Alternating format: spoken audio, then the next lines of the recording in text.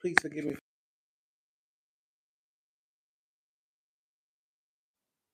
Can y'all hear me? Baby, please excuse me for my tardiness. Where can I put this? Can I put it right here? That's why I like wearing my that's why I like wearing my jean jacket.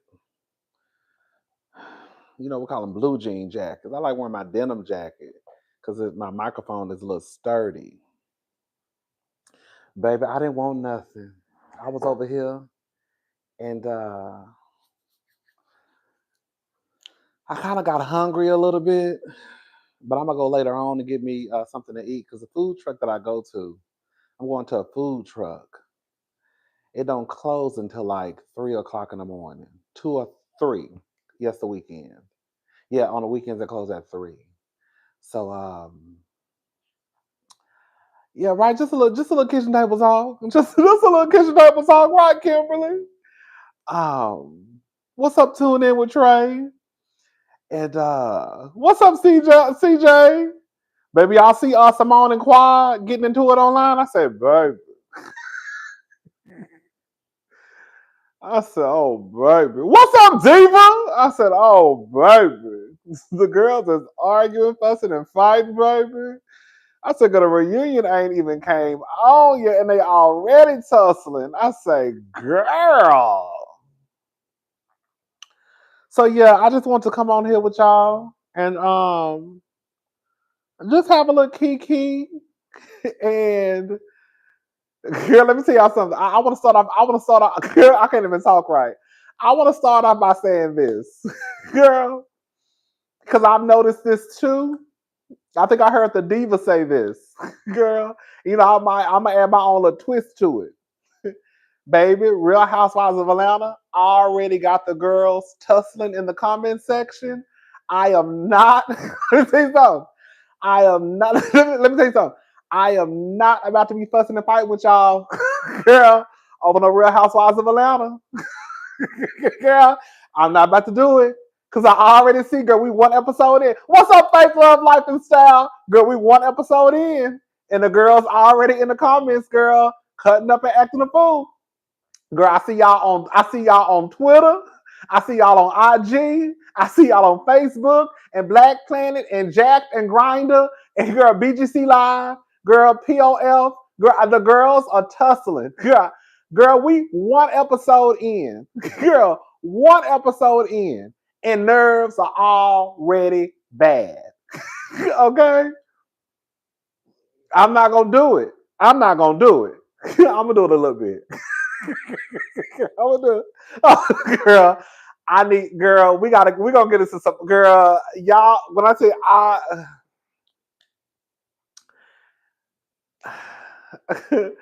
I will be vindicated. Girl, that's my favorite line. I will be vindicated. I'm always vindicated. I be trying to tell the girls, y'all don't want to listen to me. I'm gonna cool down a little bit. And then I'm gonna make a cocktail. Just a little bit, because I gotta go get me something to eat. I'm gonna show y'all how y'all drink responsibly, okay? I'm gonna show y'all how you drink responsibly. And don't be like Karen, girl, drinking half of the bottle and getting behind your car and girl knocking pictures off the walls. You know what I'm saying? Girl running your car through residential neighborhoods and hitting trees and signs. Girl, you know what I'm saying? Anyways, girl. So listen, who we talking about first? Oh, y'all know what I want to talk about? I want to start out with Phaedra. Because I meant to say this in the comment in my video earlier, and it really slipped my mind. Phaedra either has, girl, some of the best luck and the stars are in alignment with Phaedra Parks, or either Phaedra is opening her legs up to somebody at NBC Universal Bravo. Because I'm trying to figure out for the life in me, how did Phaedra skip going to that How did Phaedra skip going to that reunion and going straight over to Real Housewives of Atlanta? Like, even though Phaedra didn't bring a lot to Married to Medicine at all, okay, I still feel like Phaedra should have been at the reunion to answer a few questions. If Dr. Mimi, no shade to Dr. Mimi, if Dr. Mimi was at the reunion, okay, then Phaedra, I'm really not trying, I'm not even reading Phaedra, I'm not. But y'all have to say that y'all, the thought didn't run through your head, like, how did she just skip the reunion completely and go straight over to Real Housewives of Atlanta? And from what the girl said on Atlanta, she was only there for 2 or 3 weeks. Phaedra has managed to get on reality TV, say what she said about Candy and Todd, not have to answer for what she said, come back to the same company, get a job with Traders, also get a contract with Married to Medicine, then go over to Traders, come back to Married to Medicine, leave the show before the season ended, go over to Real Housewives of Atlanta, and she still didn't have to show up to the reunion. Y'all see what I'm saying? And Phaedra should have been at that reunion. Phaedra should have been at that reunion because there were some things that needed to be discussed. If Dr. Mimi, who really didn't have to be at the reunion, if we're going to be honest, Dr. Mimi is cool. I do hope Dr. Mimi comes back next season, right? Because I think we should give the girls a chance. But if Dr. Mimi was called to be at the reunion, then Phaedra skips town when the heat gets hot. Girl, if Dr. Mimi was called to be at the reunion, then why wasn't Phaedra called to be at the reunion? And the only thing I could think of is Phaedra either knows somebody. What she do with Shamea? What she do with Shamea Candy Guitar? Girl, either she knows somebody at Truly Original, girl, Bravo, NBC Universal, because how are you just not going to the reunion and still keeping your job?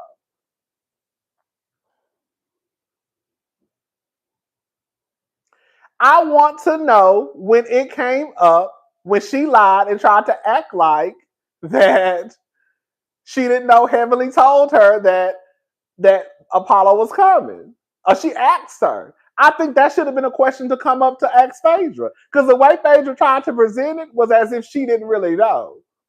And I really think that Phaedra didn't think that they were going to show it, or either she didn't know that when Heavenly called her, that Heavenly was being filmed.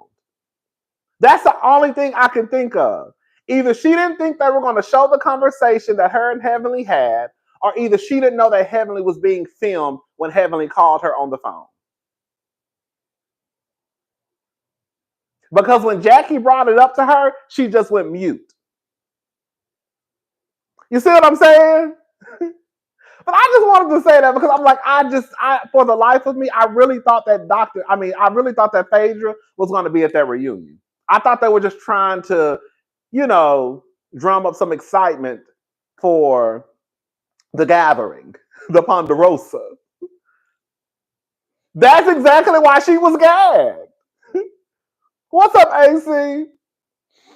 Anyways, we're just gonna be bouncing back and forth. Let me go ahead and just make me a little cocky. Oh, I forgot my orange juice. I forgot my apple juice. Hold up, y'all. Let me get my apple juice. Oh, it's so ghetto. Ain't this ghetto? Girl, ghetto fish. Hold up.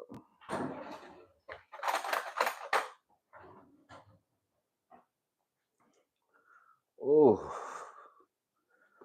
Girl, who gets up in the middle of work, honey? Girl, who gets up in the middle of work trying to make a cocktail? Ghetto.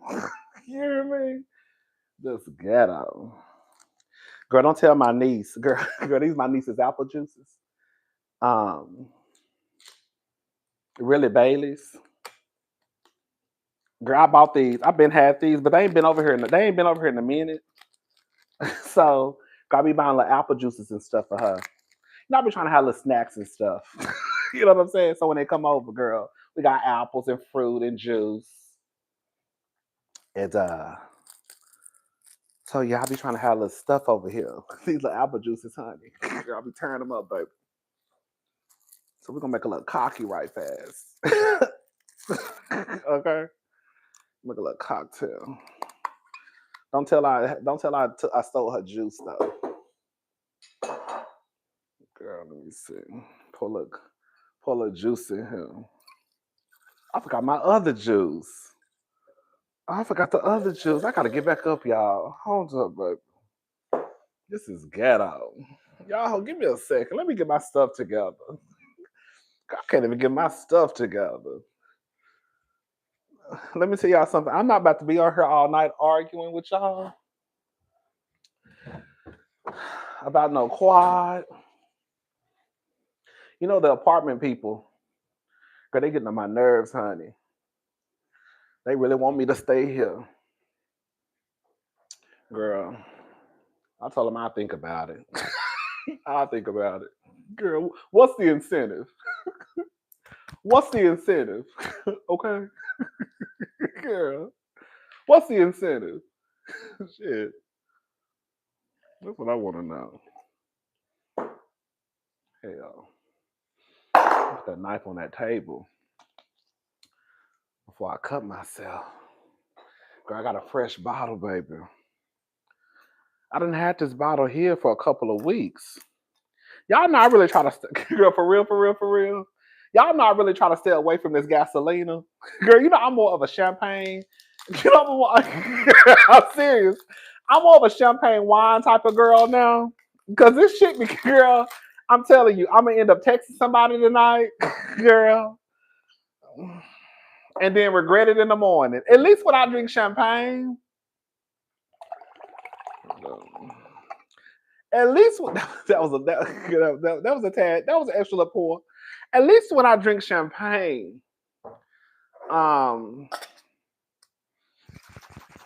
that's not a girl. Bitch, we making a cocktail, bitch. We're making a cocktail. Which I don't know what y'all hoes doing. Bitch, we making a cocktail tonight, baby. Girl, we got this Don Julio actor Fulio, baby. We making a cocktail tonight, bitch. Okay? Let me give me a little ice. A little ice. Hold up.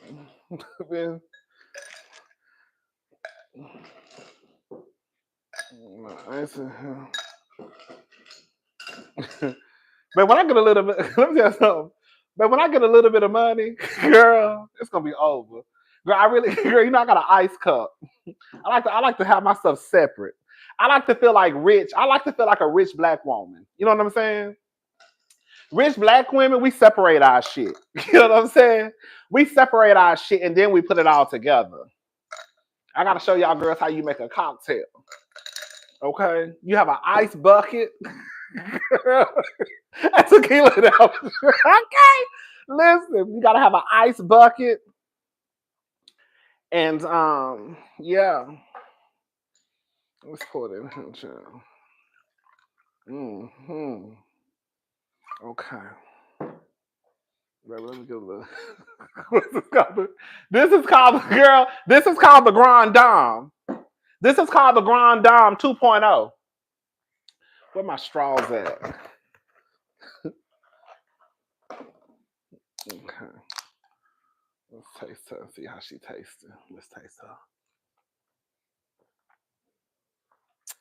What's up, Renee? That's cute. That's real cute. That's cute. Now listen, I did put some apple juice in here, girl. If you want me, remember back in the day, girl. Remember back in the day, some of y'all ain't no Carrie Hilson fans. Remember she had that song called Henny and Apple Juice? Yeah, it wasn't a release. It was one of those songs that just like hit the internet, but it didn't come out as an official, like, it wasn't on her albums or anything. It was called Henny and Apple Juice. And it was a song with her and Snoop Dogg. And when it came on, she was like, if you want me, you can find me in the A. Y'all know that's my song? Y'all know what I'm talking about? When I tell you that was my song, baby. That was my song. Henny and Apple Juice. And it always came on, if you want me, you can find me in the A. Baby. The concubine. This is called the concubine. This is called the concubine. This is called the concubine, okay? That's what it's called. Girl, you know what? That's what it's called, the concubine. Because that's exactly what you turn into when you drink this shit. I'm telling y'all, stay away from that tequila. Stay away from tequila. Girl, we're just talking. Did y'all see all that tequila? I posted that picture on my community post. Let me try to show it. You know, I was gonna start going live from my laptop. This is the picture that I posted online. Oh, let me charge my phone up. My phone about to die.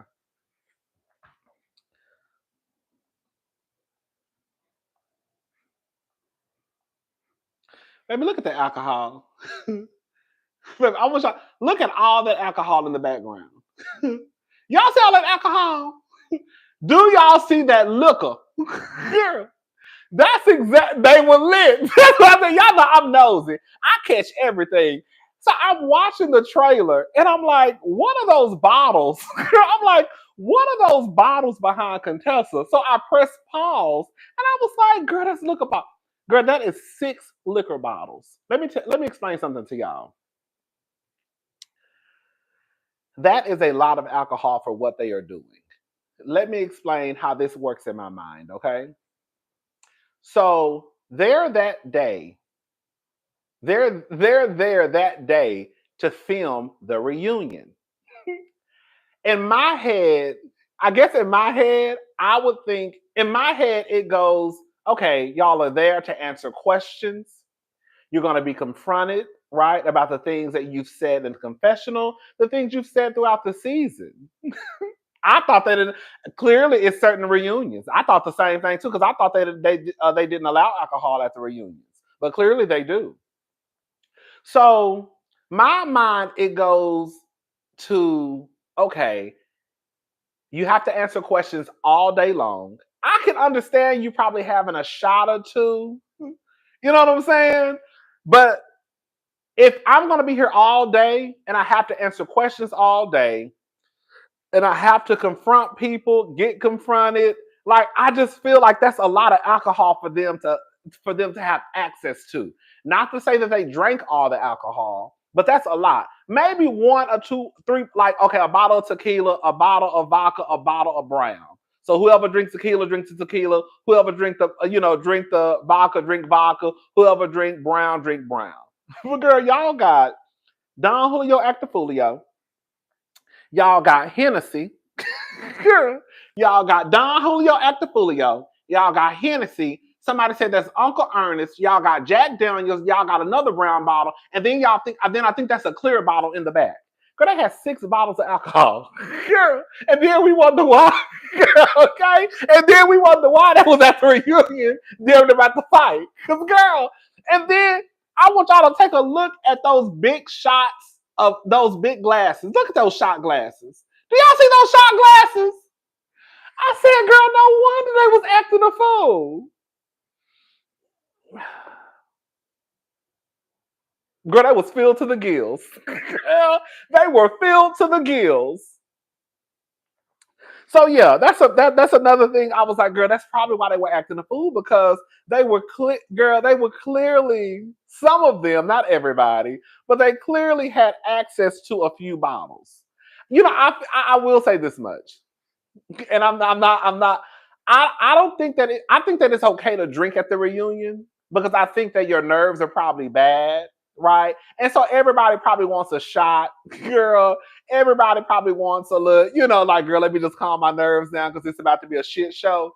But a part of me feels like maybe they should just keep it to like champagne and wine.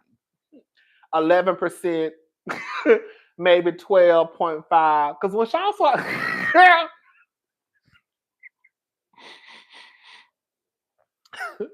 once y'all start getting to, girl, 35% and 40%, girl, cousin, I finally caught a live in 2025. I'm winning today. Thank you, Shady but Classy. Thank you so much. Like, I think maybe they should just, like, a 2-drink minimum. Like, no, for real. No, for real. Like, it should be like, and that's what I was saying online. Like, girl, for me, the most I would probably have is like 2 shots for the whole day. Because I have to go out here, answer these questions. Y'all already know I'm long-winded as hell. You know what I'm saying? I have to make these answers short, get to the point. Girl, cuss somebody out, get cursed out. It's a lot going on. So I think if they are going to do like hard alcohol, they should make it a 2-drink minimum. Or they need to have, and even with champagne and wine, it should just be like a 2-drink minimum across the board because I just don't think that it's good, girl. And I think this is across the board. I don't care if it's Real Housewives, Married to Medicine, Love and Hip Hop. I don't care if it's, girl, Keeping Up with the Kardashians, whatever. Like, it just should, not minimum, maximum. Yes, maximum, not minimum. Girl, not minimum. Not minimum. 2-drink maximum, okay? Because I do believe that once you kind of start going away from like champagne and wine to like 35%, girl, let me see how much this is. Girl, this is 40% alcohol. This is 40%.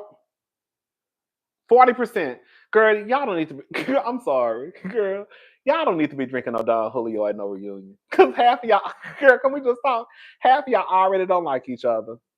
Girl, half of y'all already don't like each other. Y'all already almost got into a fight already this season. Like, the last thing y'all need is something to heighten your nerves because now you back there taking shots of Don Julio and Hennessy.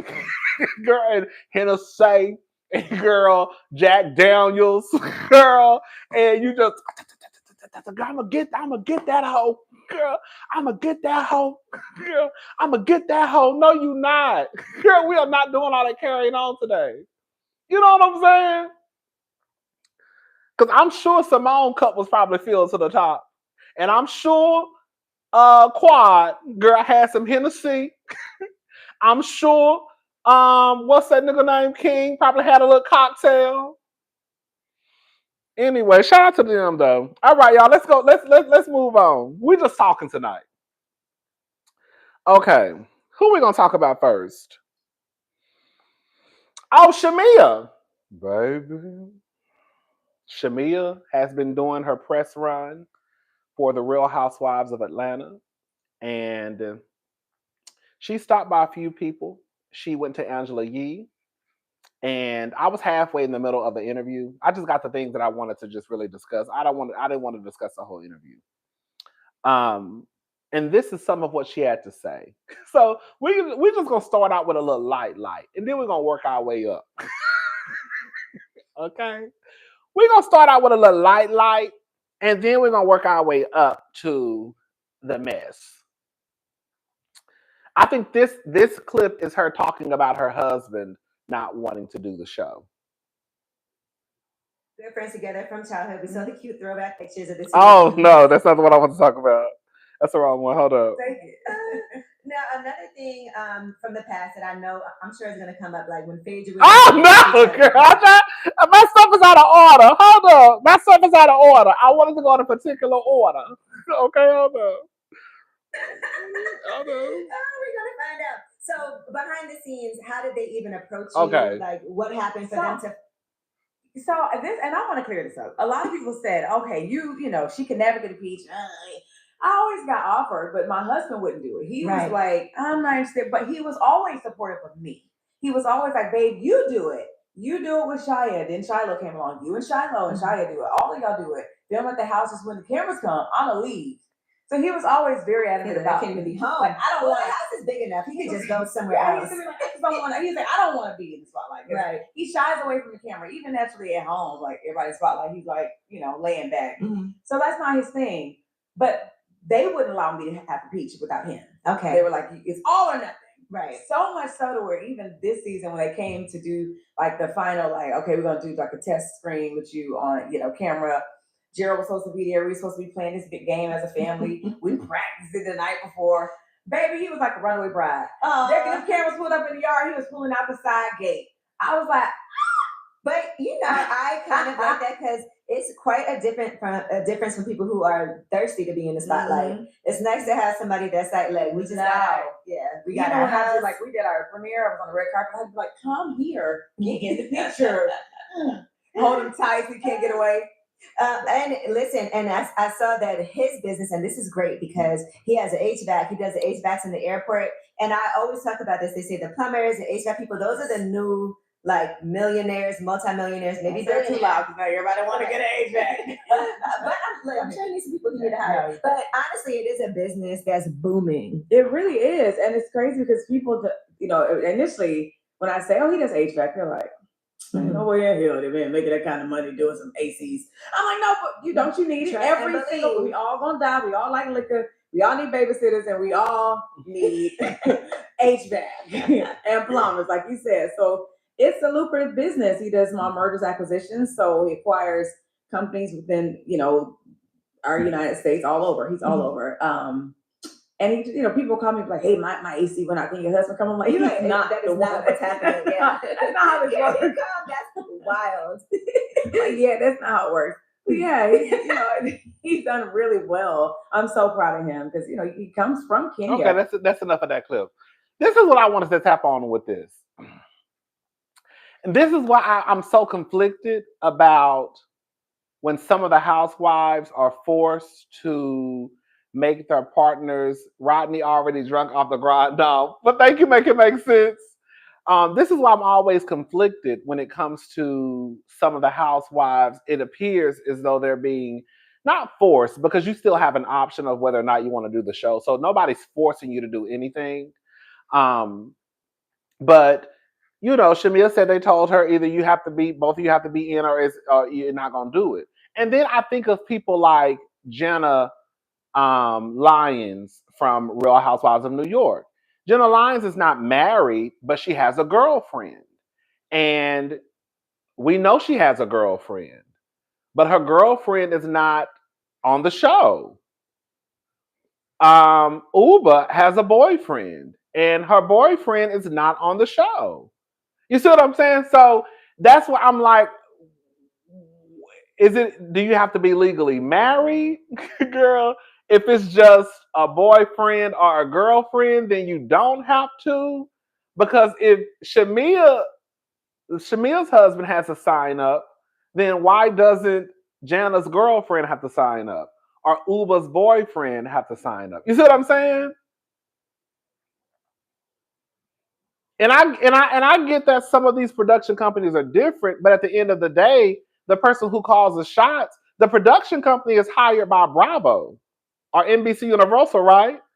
So the production company has power, clearly, but I'm thinking that if NBC Universal / Bravo says we want them, then they have to say so over the production company because they hire the production company. It's like if I hire you, at the end of the day, I'm hiring you to do a job, but girl, my say so trumps yours. So if I say it's yes, it's yes. If I say it's no, then it's no. Even though you probably said no, I'm saying yes. And I hired you, so girl, my word trumps yours. That's the only thing I didn't like. That's the only thing I was like, And I think that's the thing about, I think that's one of the things that frustrates me a lot with the Real Housewives is that Bravo is not consistent. You know what I'm saying? We're going to get into Kenya in a little bit, but you have all of these examples of things happening at Bravo and some people being held accountable and some people are not. We can go to Phaedra. Phaedra has come. Phaedra, we know why Phaedra got fired, but then Phaedra comes back, and Phaedra, it's almost like nothing happened. And we know who was behind the Candy and Todd rumor. I just want them to be consistent. That's it. I just want them to be consistent. And if you're going to make one person bring their partner on, then I only feel like it's fair you make everybody bring their partners on. But I also, and then this is the other side of the coin, I also completely 100% agree that you should not force anybody to do reality TV. So if Jenna's girlfriend doesn't want to do it, then she don't want to do it. If Uber's boyfriend doesn't want to do it, then he doesn't want to do it. But it's a difference between them not wanting to do it and you forcing or telling Shamea, well, girl, either you're going to have to get him to come on or you're not going to be able to do it. You see what I'm saying? Like, that's the difference. Because none of them want to do it, clearly. But you're telling Shamea that, girl, he gonna have to sign on he gonna have to come on, baby. Because they don't want to do it either, but you're not forcing them to come on, and they still have their apple. Anyways, okay, that's all I want to say about that part. Let's move on to another clip, baby. Now, another thing from the past that I'm sure is going to come up, like when Phaedra was on there and she tried to imply that you and Candy were more than just platonic friends. Sure. But Candy's not on this season. I know you missed. Thank you, Miss Behaving. Hey, Rodney, Team 12, and honored guest. Yes, thank you. That. Yeah, I do. Candy's amazing, and she really is a good friend. So it would have been incredible to have both of us on at the same time. Tauruses, what? I mean, and both outspoken. Both love music and all the things. So I'm like, you would pick this season to not come back, right? Like, why would you do that? But that's probably part of why they needed you too. I don't know, because I'm like, we could have both just killed it. But hey, I mean, I'm happy to be back. But I honestly hated that. That was a very nasty rumor. But it goes to show that, like, you know, what the devil means for bad, God means for good. And nobody can, like, you know, take away what's in his plan and his will for you. And at that time, I was engaged to my husband. And if we were not, if he wasn't as secure and just strong as he is, and if our unit had not been strong, it could have destroyed that. What? That was a nasty, and then it was like, you know, you saw it on camera, on the show, like them in a circle at the table talking about it. That really hurt, because I was like, why would you? That's such a nasty, ugly thing to say. Now, I ain't gonna lie. I mean, my husband know he didn't marry a virgin, but like, once I have my first lesbian experience, let me be the one to talk about it. Right. Let me, you know, I ain't got there yet. Yeah, let him be there for it. Let him be, right. Can we add him into this? No, get that little situation going. But no, I just. Thank you, make it make sense. Meanwhile, we couldn't keep Peter off the camera. I know that's right. Hello, thank you, make it make sense. I was like, why would you? And then it really seemed valid because, you know, you got Phaedra, you got Porsha, and Sheree, they're all sitting right there. And it was like, well, if your best friend said it, it's got to be true. Yeah. But he didn't move like that. He was like, babe, I'm not listening to any of that. I know what we have here. I know that you and Candy and Ty, all the we've done vacations together, couples trips, like. He's like, I know what it is. Did that cause a rift with you and Porsha? Because she was there and... Yeah, it did. It was hurtful. I was like, I didn't like that. I mean, I hate that. It's so hard to not feel it. No, she said she hasn't had her first lesbian experience. She was saying that once I do have my first lesbian experience, let me be the one to tell it. And then she made a joke about including her husband in on the lesbian experience. But it's like, even this season, when some of the ladies would come and ask me, like, yo, what's up with your girl? She don't show up for you like you do her. Or what's up with this? I would just meet them with, yo, I mean, we've dealt with that. We've handled that. We're good. It's, you know, that's old news, or that's old stuff. Or, because, I mean, really it is. People also have to really think about, this is your real life. You know, and I think sometimes when people watch reality TV and comment on things, they forget these are real, actual human beings that this could affect what you have going on. And that's the thing. I always like I don't think you understand. So my Cash App has been blowing up, not in a good way either. People requesting money. Also, you need to make it private so people can't request. I didn't know you could do that. I had to do that too because people will randomly like hit your Cash App. My house burned down. My dog died. No, you got in the car. Okay, she's talking about Cash App, basically saying that's I bet that's probably the downfall of people finding out that you have money, because she was basically going into saying how now everybody keeps requesting money from her. Because now girl, you done got on TV saying you live in a $9 million house. So now, girl, now your cousin on your daddy's side that you ain't heard from since elementary school, now he talking about, can I hold $500? Girl, now your cousin on your mama's side, who you ain't heard from since high school, talking about, can you help me start this hair business? I ain't got no money. Okay. Anyways, so I just wanted to say this.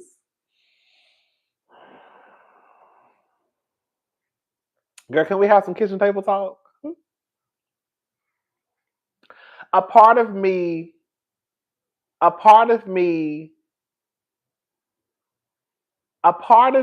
felt like, okay, I have a lot to say. Okay. A part of me felt like Kandi and Shamea did do a little 1-2. I'm not gonna lie. Now I don't know if Todd was necessarily included, but a part of me felt like maybe one night Kandi and Shamea, you know how y'all girls get. you know how y'all girls get with the lesbian experience. Now you're a kissing lesbian. A part of me felt like at one point, girl, I can see Shamea and Kandi doing like a little 1-2. I'm not gonna say her. I'm not saying that they did, but I'm saying that I could see it possibly happening. I could.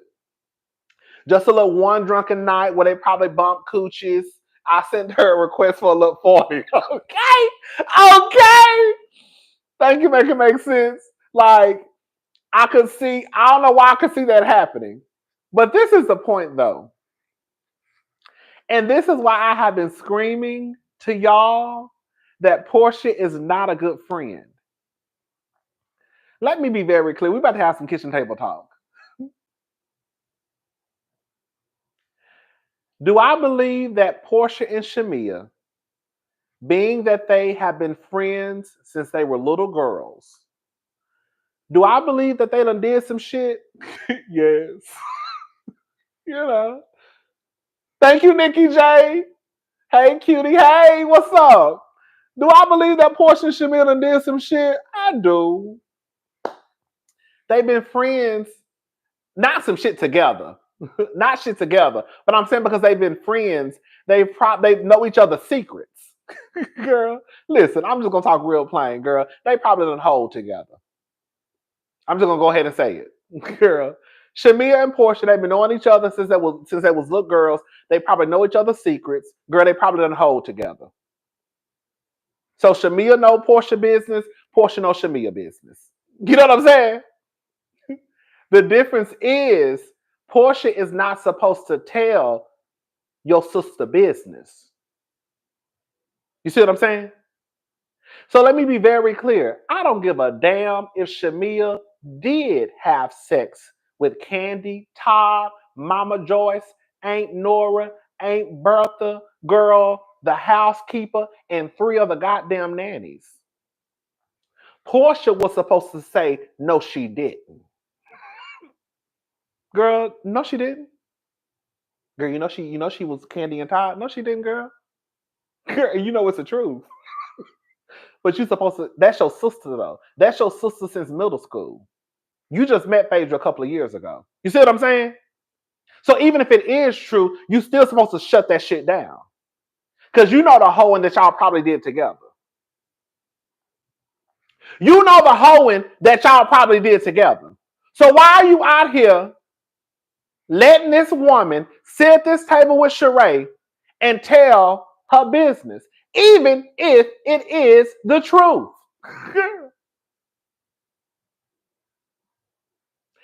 Even if it is the truth. You see what I'm saying? And for Porsha to sit at that table, knowing that they were in the middle of filming a reality show. Now, let me be clear. I don't think they knew the cameras were still running. I think they thought that the cameras had went down. Hello? But you knew that you were filming a reality show that day. You just were not sitting in your kitchen, not mic'd up with camera crew, producers, and assistants around. So even if you had thought the cameras had went down and they stopped recording, you knew them hoes could have popped up at any time. Okay? Y'all knew y'all was still mic'd up. So for Porsha to sit there and allow Phaedra to put that information out in the universe, whether it was the truth or not, knowing that Shamea was engaged at the time, she would have got her ass whooped, friend and all. Me and my sister would have had to have it out. Girl, me and my sister would have had to have it out. You know I'm engaged. Girl, you know I'm engaged. You know I'm engaged. It's the true Porsha. So if it's true, Porsha should have done what Shamea did for her during Bolo Gate. Come on, AC. Come on, AC. Come on. Shamea been out here looking like a fool over Porsha. She sabotaged. She tried to. She tried to. You know this girl is engaged to be married. And instead of you shutting this shit down, you sat there and let Phaedra say this shit. And you co-signed it. So now, just like Shamea said, people are more inclined to believe it because the best friend just co-signed it.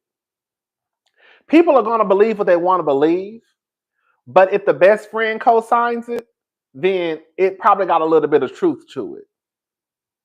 You see what I'm saying?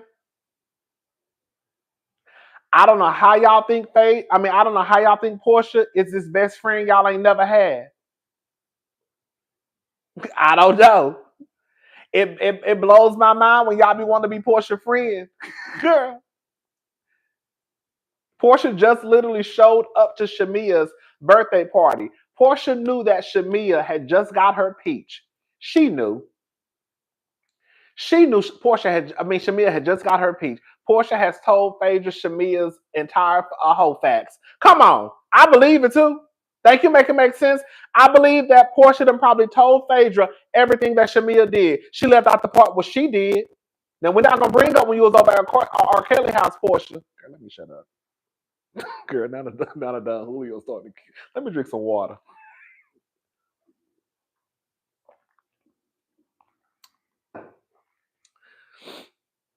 Okay. Okay. Porsha showed up to that girl. Okay. Porsha showed up to that girl's birthday party, and she knew that probably was important to her. She's just now receiving her peach. You see what I'm saying? You know what we have to do to make this show pop. The simple fact that Porsha showed up late. I was talking to a friend the other day, and he was asking me, did I think Porsha intentionally did what she did? And I said, hell yeah. Hell yeah, she intentionally did that bullshit. Porsha is born and raised in Atlanta. Porsha know the traffic. Okay? Porsha said out of her own mouth that in order to get where you got to leave at this magical hour. Well, if you got to leave at the magical hour, then leave at the magical hour. You know what's going on. You know what's happening today. This ain't just you meet your sister for brunch. You just meet your friend for cocktails. You know what is happening today. And the simple fact that you know, born and raised in Atlanta, that Atlanta's traffic is hell on wheels, then you should have prepared. Hell, you could have got dressed at Shamea's house, that big ass fucking museum she live in. Bitch, we all could have got ready at Shamea's house if we're going to be honest about it. You saw all those people that was at Shamea's birthday party? Please believe it was an extra room in that house where all the cast could have got ready if they wanted to. That's a big ass house. Shamea was airing out Marlo for getting Marlo for getting lipo though. Thank you, Isma. I ain't like that either. Girl, come on to the Smithsonian Museum. Shit. But let's move on. I don't want to spend too much time on that. Let's move on. I've been trying to tell y'all about Porsha. But she did say, one thing I wanted to address. She did say that her and Porsha did have a conversation. Let me just be very clear before we proceed with this live. I'm not saying that Shamea and Porsha should end their friendship. But now that Shamea is a housewife, people will be looking to see how Shamea approaches her friendship with Porsha, knowing that we have seen the things that we've seen from Porsha towards Shamea within their friendship while they've been on this show. Did I say that the right way?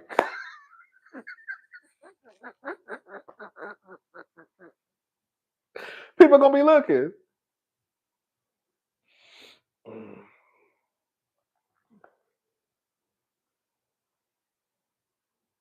Is this one? Hold up. Together from childhood. We saw the cute throwback pictures of the two of you.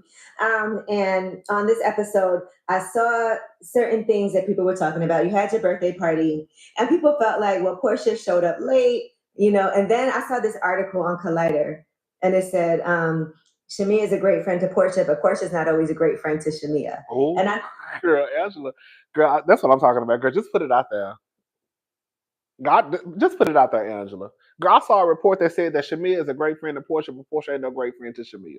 Girl, what you got to say, sister? Because if people say your friend ain't your friend, the girls say your sister ain't your sister. They say, girl, they say you Cinderella, and girl, she the evil stepsister, and girl, she be tearing your gown off. They say she locked you in your room, sister. They say she locked you in your room.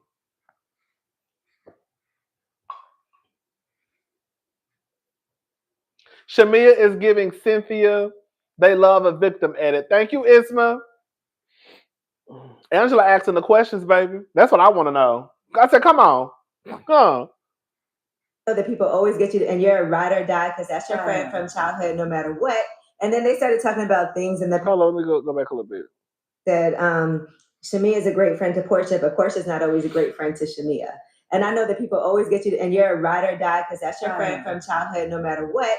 And then they started talking about things in the past that they felt like she should have, stood up for you there. She didn't come to the engagement party and things like that. But I know that sometimes things on the show happen that people may feel like, well, I don't want to come and cause a disruption in certain situations. And that's just kind of how it, not without telling everything about the show, that's just kind of how it plays out as well on the show. Mm-hmm. Just like they ask questions about her and her relationship, they ask questions about my friendship with her.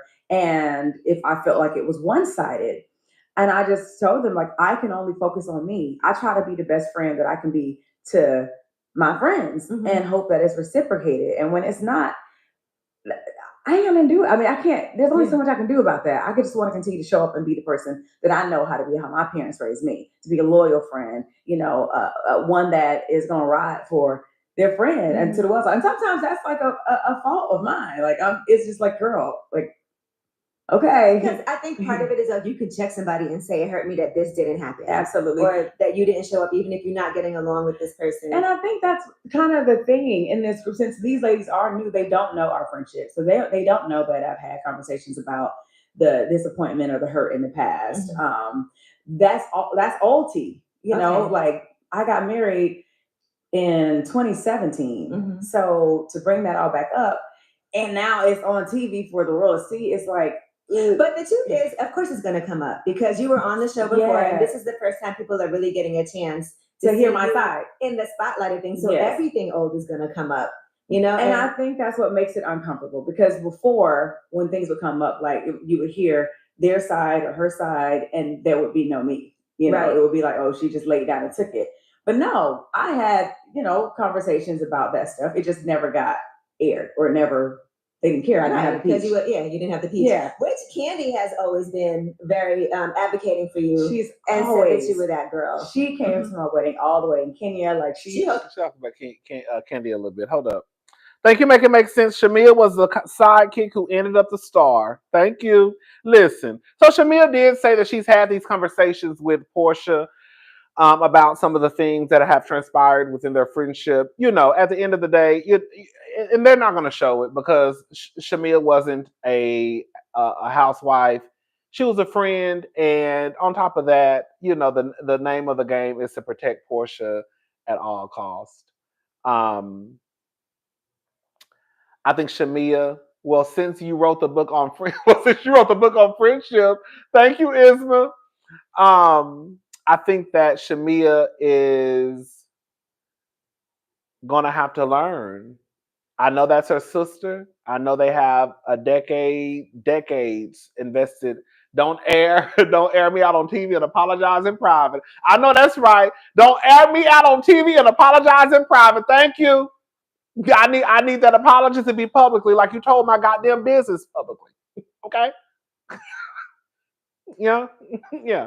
Um, I just think that Shamea is gonna have to really, even this episode. I mean, not this episode, but the first episode, Shamea was still doing it. Again, I completely understand that Shamea is telling us that for her, this is old.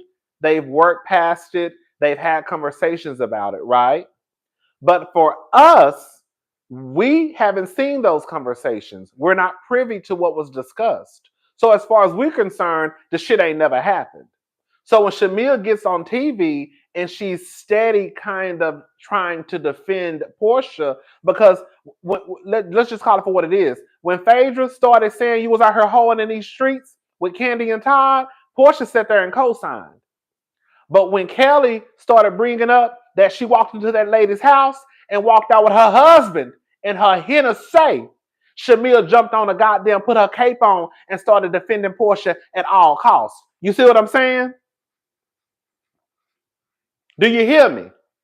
Do you hear me? Do you hear what I'm trying to say? When it was Shamea, Porsha sat there and co-signed the bullshit. But when Kelly said what she said, and we know it's some truth to it,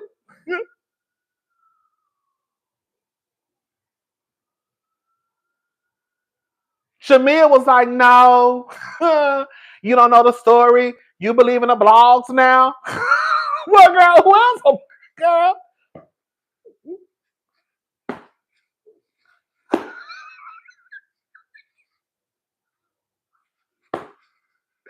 You see what I'm saying? That's the relationship is not balanced. Let's be real. Tom on everybody but Candy. Thank you, Isma. Like the relationship is not balanced. It's just not. It's not balanced. The things that Shamea is putting out, there's no reciprocity in this friendship as far as I'm concerned. It's really not. Shamea really goes to bat for Porsha. She really does. And I don't necessarily see that with Porsha when it comes to Shamea. Again, I want to be very clear. I know Shamea has said in this interview that her and Porsha have talked about this. They've had conversations about it. They just didn't air it. They didn't shoot it. We're not privy to it. But Shamea, you still can't. I don't know. It's just I get that's her sister, but you're not gonna have me, girl. I'm not gonna be in these streets. You know what I'm saying? Like, even if that was my friend. Listen, let me say something. If that was my friend, and I know my friend had did some whole shit. If that was my sister, and I knew my sister had did some whole shit and walked into somebody's house, girl, this girl was your co-worker, and now all of a sudden you married to her husband. I can't even defend that. What I can do is make sure that when I'm amongst these girls or boys, that they don't talk about you.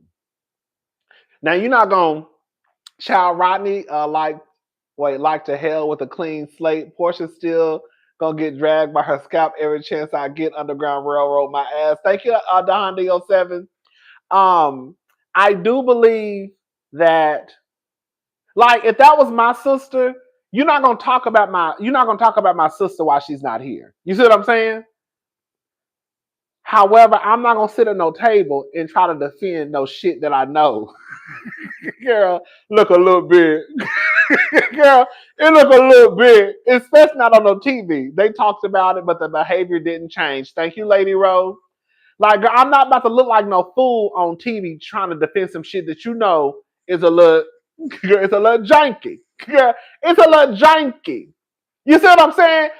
I just would have been like, listen, we not gonna talk about Porsha. You'll meet Porsha or see Porsha tomorrow or at the birthday party. Whatever you need to say, you can ask her at the party. But other than that, I'm not gonna sit here and let y'all talk about my sister like that. But I'm not gonna sit there and defend no shit like that because we know how we look, Porsha. Girl.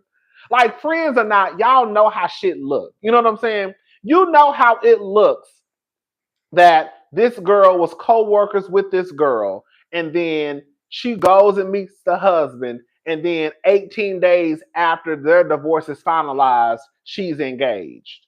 Girl, wasn't that the timeline they showed on Real Housewives of Atlanta? Y'all know that shit looks crazy. And now as a friend, I'm expected to defend that shit. I can't defend that. You can defend it.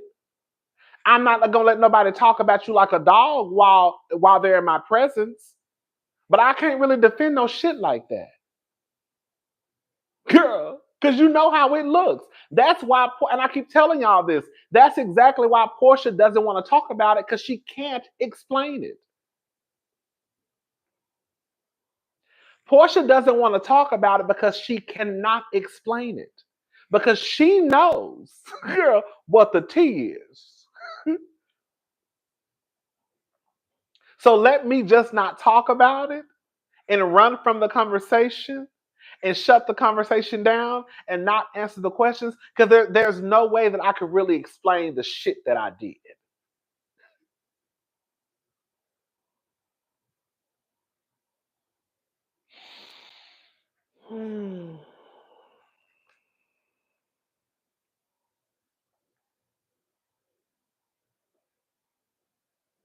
Oh, baby, listen to this. Oh, I was about to move on from Shamea. This is the last video about Shamea, and then we're going to be done with Shamea. We can move on to Married to Medicine. Baby. Shamea, Shamea, the girls don't really fool with Britt Edie like that. Hey, Britt. Hey, sister. I might be coming to Atlanta in a couple of weeks. You want to take me out for a cocktail? I'm Team Twirl, but I ain't never been too good to take a cocktail. Hello? I'm Team Twirl, Britt, but I ain't never been too good for a cocktail. Hello? You want to take me out for a cocktail, sister? It's all love, sister. It's all love. It's all love, Britt. I think they be here watching. They don't be saying nothing. Okay, they be here. Some of the housewives be here with us. Like, okay. Some of the housewives be here with us, girl. They just be looking. They just be looking. We know y'all be watching, girl. We know y'all be watching. We know y'all be watching. We know y'all be watching. It's okay. Hey, girl. We have a good time over here.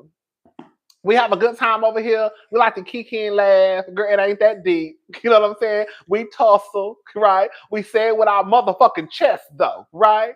But girl, we don't really. We do a lot of carrying on, but don't be that deep. You know what I'm saying?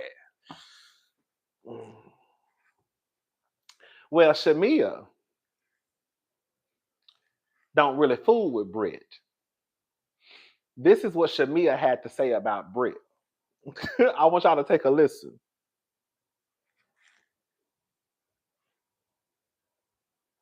Flip side, is there anybody that you learned you could not trust in this circle? Yes, unfortunately, I came into the circle liking Britt Edie, and now I'm just not a fan of hers at all. Okay, yeah, because you and Kelly just went on the radio and said that's our least favorite person in our group right now. What happens there to cause that switch? Well, honestly, it's unfortunate because initially we were all really cool.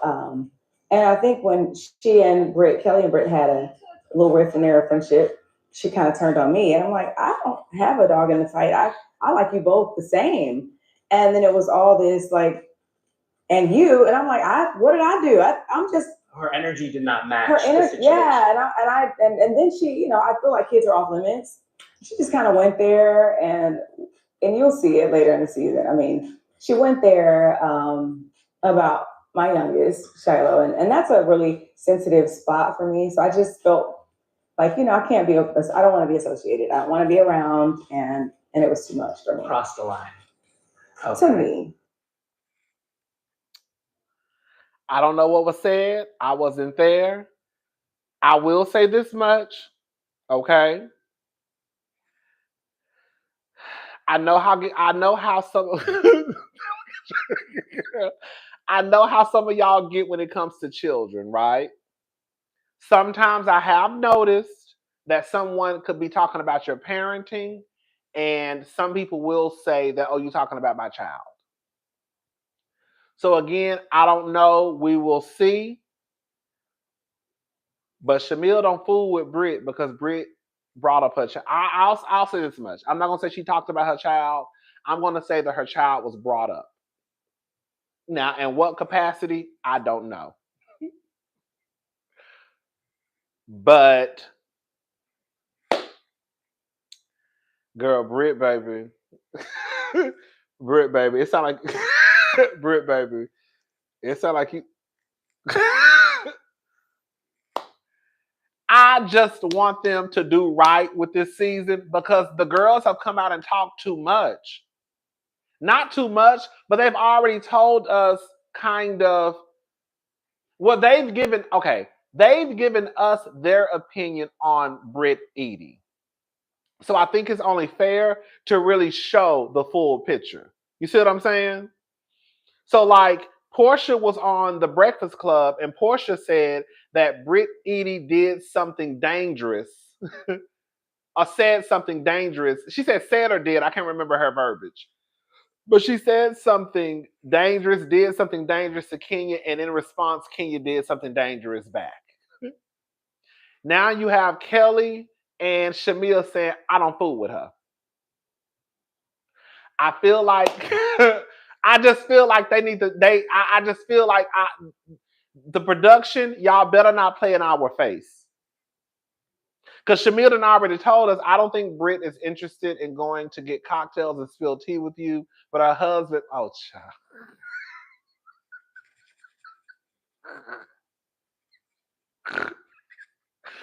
Thank you to Hondio 7. Oh.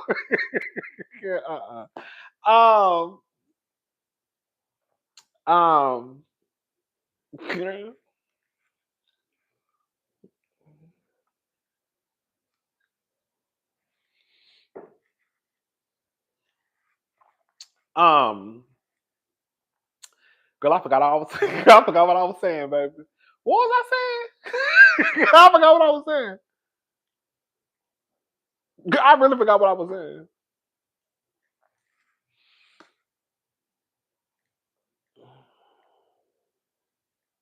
I don't know. Girl, y'all got me.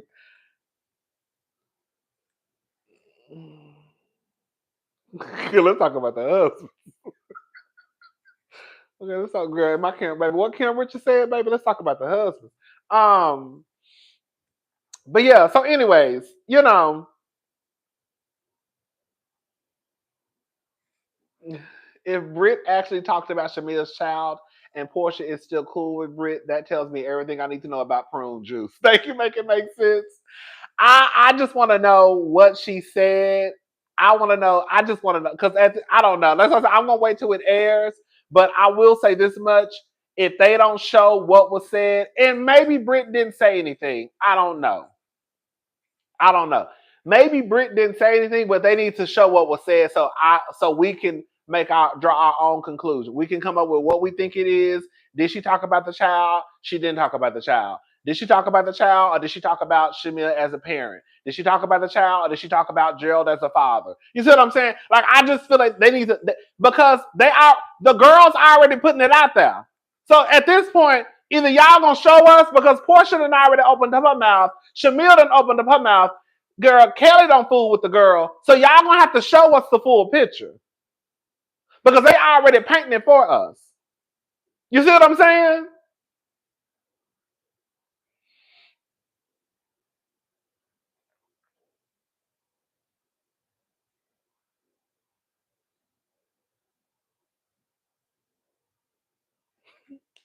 They just need to put it, and that's one thing I don't like about Housewives. I told y'all this.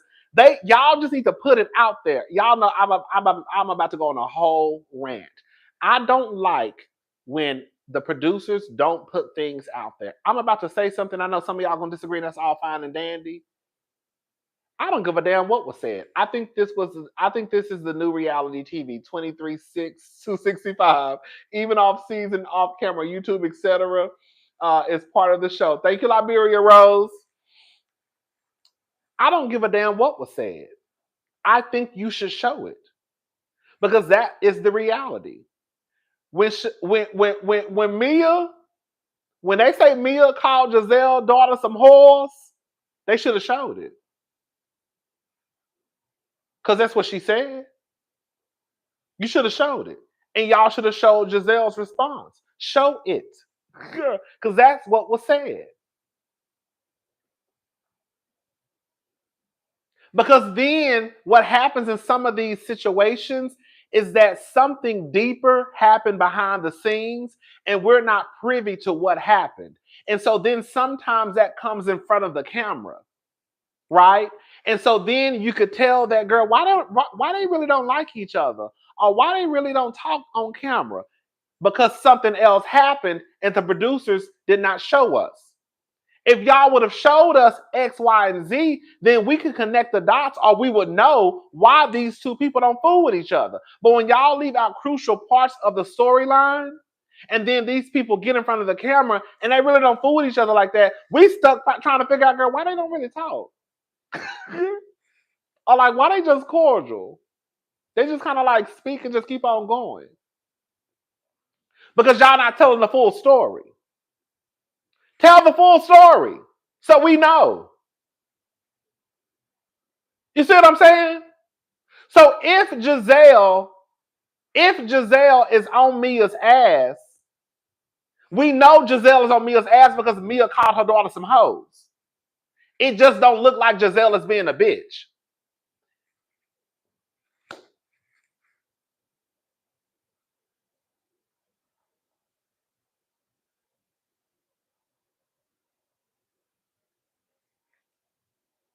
Just show it. So if Britt did indeed say something about Shamea's daughter, y'all need to show it. I do not like that. You know, they like to play Scooby-Doo mysteries. That shit be pissing me off. Because then we, as the viewers, are now stuck trying to put the pieces of the puzzle together. So now I'm over here like, okay, girl, this happened on episode 2. But they was talking in episode 5. But then they stopped talking around episode 8. And then they really didn't talk no more. But they kind of spoke in episode 12. And then they really didn't say nothing.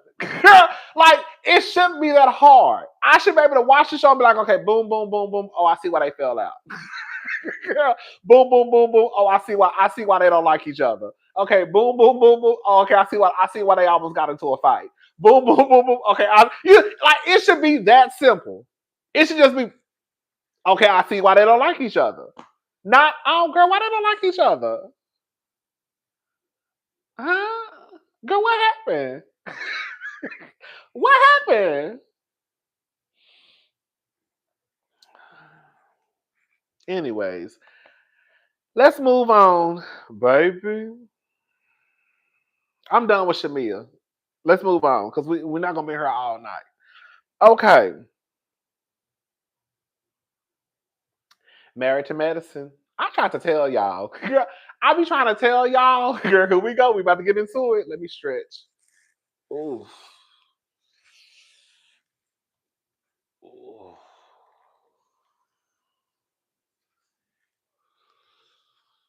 Ooh. Ooh. Ooh, I know how some of y'all get, girl. I gotta stretch. Okay. Listen. I tried to tell y'all. I love Dr. Simone. I really do. If y'all don't know, when let me say this. I did not watch Married to Medicine season 1 because I did not like Quad or Mariah. I'm not gonna say I didn't. Okay, I didn't dislike Quad or Mariah. This is what it was. I remember Braxton Family Values. I went back and watched season 1 though. I went back and watched, but I didn't watch it when it first came out.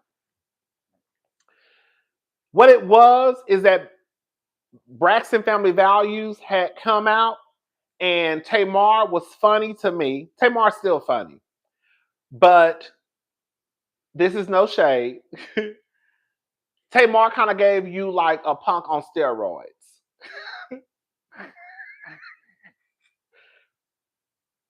Y'all remember Tamar, like the first season of Braxton Family Values. It was a lot. The stupid.com.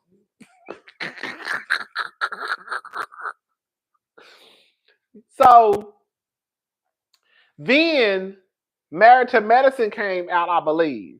And I felt like it was I felt like Mariah and Quad were trying to give a Tamar impression, if that makes sense. Because my first time seeing it was with Tamar. So now we have, I think that was an order. And then, so now we have Married to Medicine. And I was like, who are these two women? I was like, I'm out. Girl, I can't even watch this shit. So I didn't watch. It was seemed too much. So I didn't watch because of Mariah and Quad. Then I came in season 2.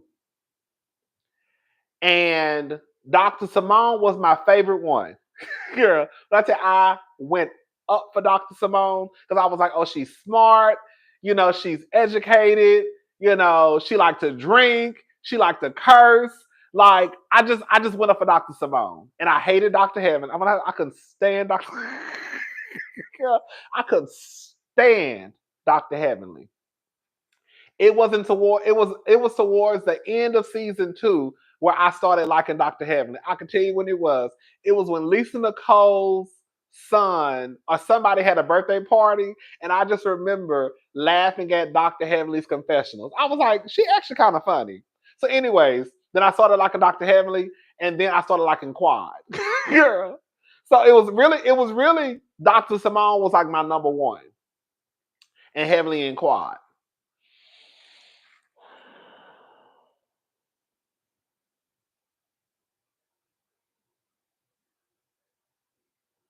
I think Quad has her ways. I do. I think that Quad can be selfish. I think that Quad can be inconsiderate. I think it's disrespectful when Simone says that they're shooting scenes and they have to wait for Quad an hour or 2 because she's late and Simone got to get back to the office. Shit like that will get your ass cursed out. Because, girl, in real life, Quad, you ain't got no job. Like, Dr. Simone has like a legitimate job. Like, she's a doctor. I gotta get back to the office and we trying to shoot a scene. And girl, you an hour or 2 late. Girl, you messing up. You know what I'm saying? Now I gotta wait on you, but I gotta get back to work. So it's things like that where I have questioned Quad.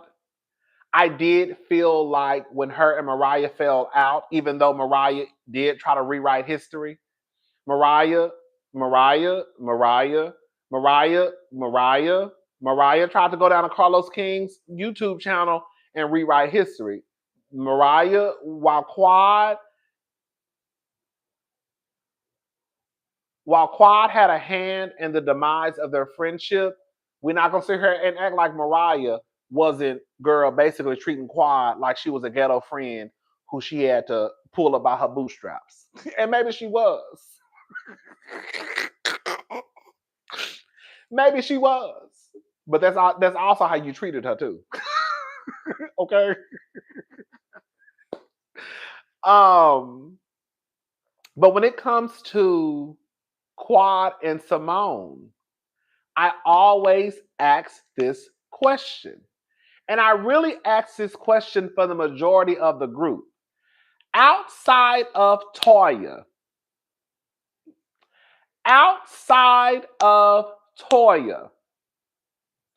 who probably is the only one, in my opinion, who can probably have a legitimate beef with Quad.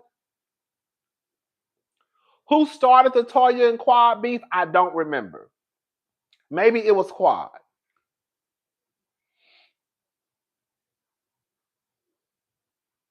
But outside of Toya, what has Quad done to Dr. Simone, Dr. Heavenly, Dr. Jackie, Dr. Contessa, girl, Lisa Nicole, Carrie?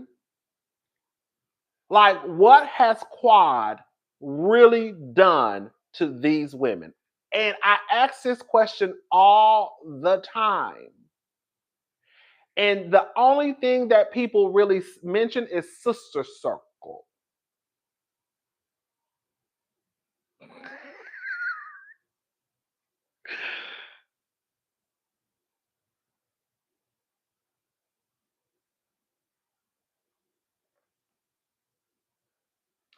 I completely agree that when Quad got Sister Circle, she did start acting as if she was working at The View.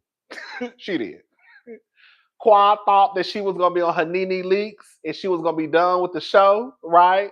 Girl, I'm a talk show host now. The girls can't handle me. She did start thinking that, okay, girl, fuck y'all, basically.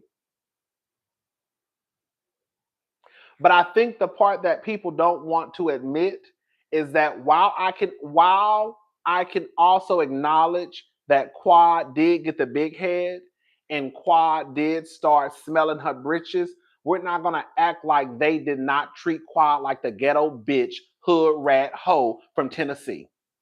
Because that's how they treated Quad the first season. I need y'all to go back and watch.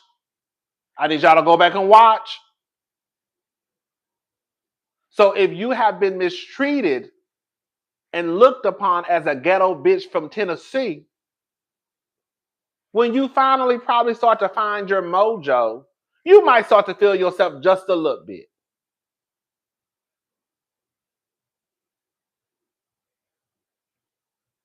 Even if Quad was a hood rat from Tennessee, if you treat someone that way, then how do you think that's going to make them feel? You could be a hood ass bitch, but if I treat you like a hood ass bitch, then how can you then turn around and get upset that they're upset that you're treating them like a hood ass bitch? You see what I'm saying? Even if I think you hood and ghetto, if I treat you like you beneath me, because that's pretty much what they did, then how can you then get upset because this person is upset or feels bothered that you're treating them like they're beneath you? And I honestly believe this. I swear I believe this with all with every girl, all the breath that runs through my body, girl, the blood that runs through my veins. I believe that when it comes to Dr. Simone, especially, she has a problem with people coming into this group thinking that they are better or moving in a way where they feel like I think that you think that you better than me. And I don't even like to defend Phaedra like this, but they did it with Phaedra too.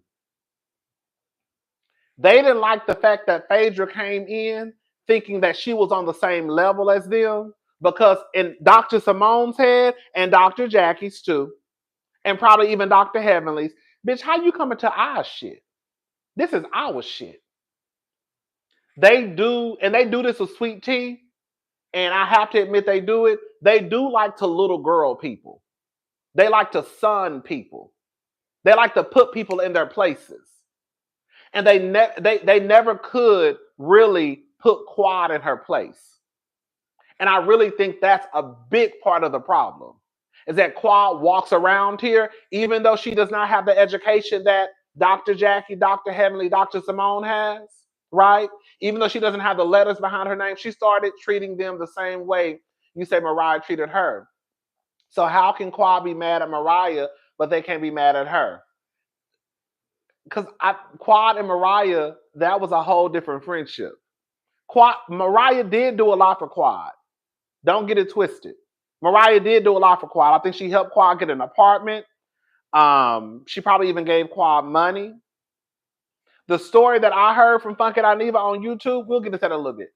But I think that's what Dr. Simone's issue is. I think that they want to little girl people. And I don't think they could ever really humble Quad. And because they never really could humble Quad, then it's always been an issue. Because even if you go back to Sister Circle, y'all know Quad is long-winded, like I'm long-winded. You know, we were part of the Long-Winded Hope Productions. Quad actually did give them a shout out that night.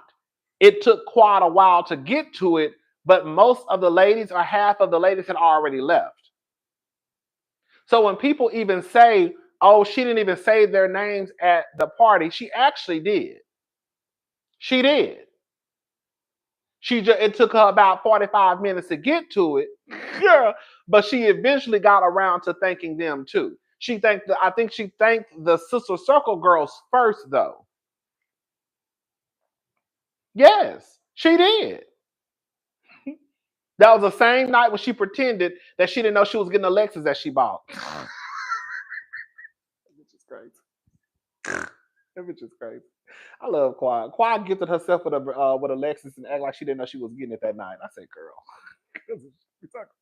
But Quad did thank them. She did. They left. So again, when I asked the question, let me tell y'all something. The two people who probably have a real beef with Quad is Mariah. I can completely understand that beef. And Toya. But again, I want people to tell me, what did Dr. Simone, what did Quad do to Dr. Simone, Dr. Jackie, Dr. Heavenly, Dr. Contessa? My problem with Quad is that she never takes accountability for her actions. It's a reason why they all wanted her gone. Stop playing victim. Dehandio7, thank you. I think Quad has taken accountability for her actions. I think the person who that hasn't taken accountability for her actions or words is Dr. Jackie. That's the person who don't take accountability for her actions. But Quad has apologized to these people numerous times. Like, I don't, and when y'all say actions, like, if y'all can explain to me what she did, then I think that it would be even easier for me to say, oh, okay, I can see. You see does that make sense what I'm saying? Like, if she's being held accountable for her actions, what actions did she do that she should be held accountable for? Outside of Mariah and Toya, what actions should she be held accountable for when it comes to Simone, Jackie, and Heavenly? If you help me out, don't consistently remind me of what you did. Mariah always threw it in Quad's face that she helped her out. Thank you, Asia Paul. She really did. She really did. Mariah is a type that'll help you out and then keep telling everybody I helped you out.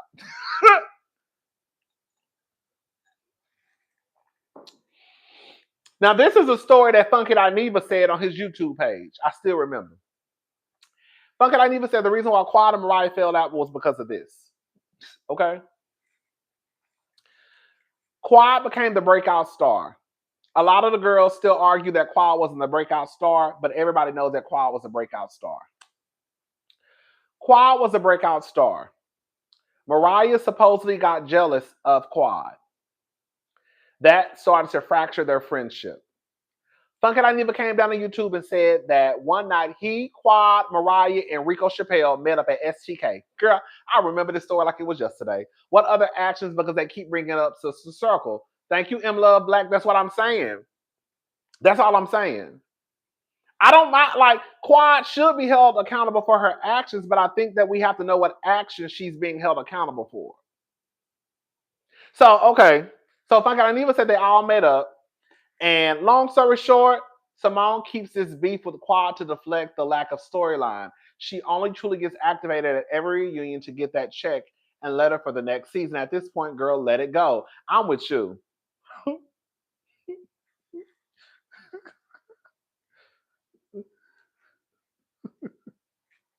You know what it kind of reminds me of?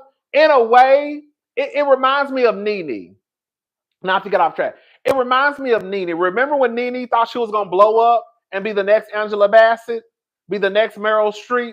And she was literally, Nene was on her way off of Real Housewives of Atlanta. That's why I think they brought Kenya in to replace Nene.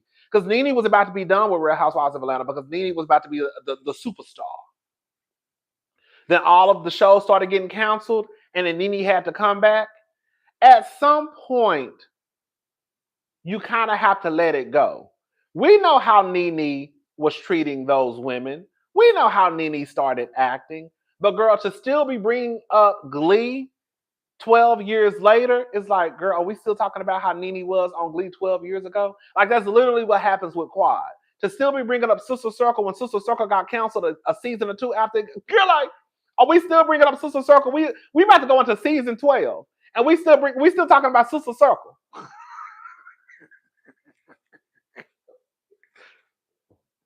Girl, what is we? Girl, what is we? Like, what is we? Girl, like, what are we doing? So, the trailer hit today. Sister Circle went for 3 years and had 4 seasons. Okay, good, I have 4 seasons. I never watched Sister Circle. I don't know. So, the trailer hit today. Quad don't hang, call them during filming. Fake friend. Okay, let me address that. Girl, let me address that. Let me address the whole Quad don't call them during filming. Those girls are not friends like that. Those, while yes, I do believe that Quad, when filming is over, girl, they go their separate ways. When it's time to film in 3 months, they come back together. Let me break this down for y'all, how I know they're not friends. Jackie and Toya barely even interact on camera. Dr. Jackie and Toya don't even talk on camera if we're going to be honest. Be honest. You want me to believe that 2 people who barely even interact on camera, they hang outside of the show? Girl, y'all want me to believe that? Girl, y'all want me to believe that? That Toya and Jackie, who never even talk, now they're friends. No. Simone, low-key, still can't even stand Heavenly. She tolerates Heavenly. Simone been pissed off at Heavenly for how long?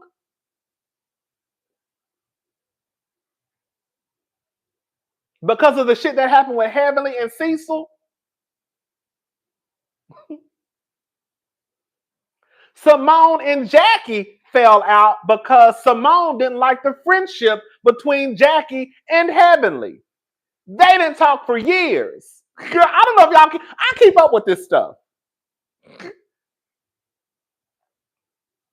Heavenly was just dragging Toya on her YouTube channel, I think, the year before last. This is not allegedly. I heard Heavenly say this out of her own goddamn mouth. She said that Toya was a poor representation for Black people because of her financial issues. And it basically makes Black people look like they can't handle their money. That's what she said on her YouTube channel. So you want me to believe? Y'all want me to believe with all the shit that I just said that Heavenly and Toya are hanging out after Heavenly said that Toya was a piss poor representation for Black people because she can't handle her goddamn money. Quad left her marriage and thrived even more as single women. Simone couldn't do that, and it feels like she resents Quad because of it. Heavenly came down to YouTube and dragged Toya every goddamn episode. Even when I did Heavenly's channel, when I went to her channel, I even mentioned on her channel how she used to drag Toya. And she was like, you think I should drag her? Girl, you drag Toya every week on your YouTube channel. I even mentioned that to Dr. Heavenly. So again, when we start to paint this picture of, oh, they're just friends. No, they're not. No, they're not. No, they're not. That's what they tried to use to persuade the viewers of that's the reason why they didn't want Quad a part of the group. Y'all don't even fuck with each other like that.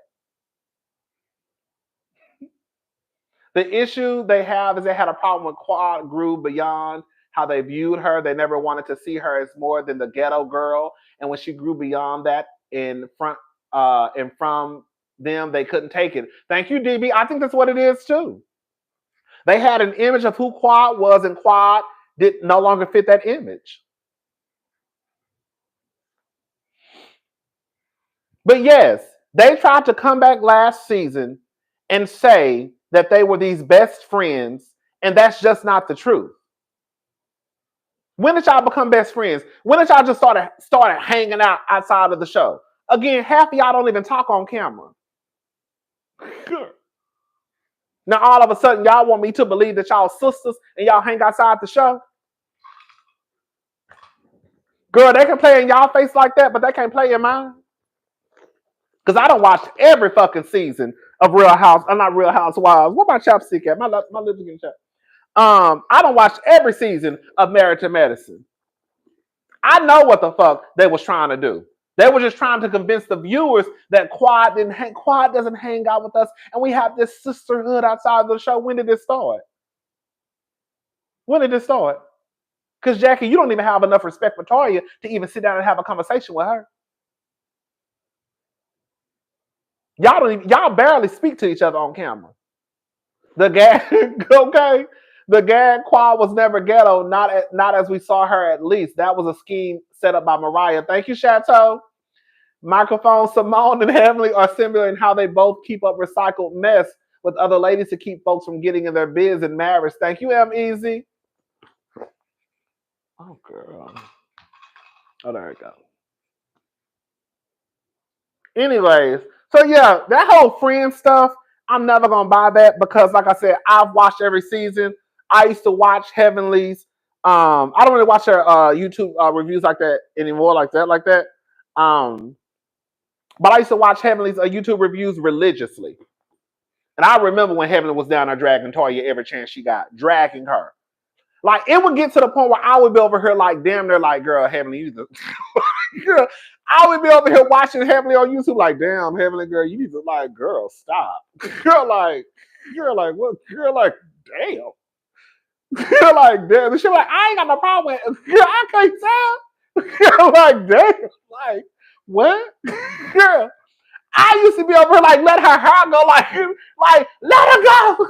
Let her go, Monique. Let her go. Girl, like, let her go. Girl, Heavenly had told you about her ponytail and would not let go. Girl. Anyways, so the story goes basically, this is what Funky Dineva said down on YouTube one time. Funky Dineva said that he, Quad, Mariah, and Rico Chappelle all met up at STK in Atlanta. He said Mariah got filthy drunk. Hello. He said, I remember her saying that like she threw her purse.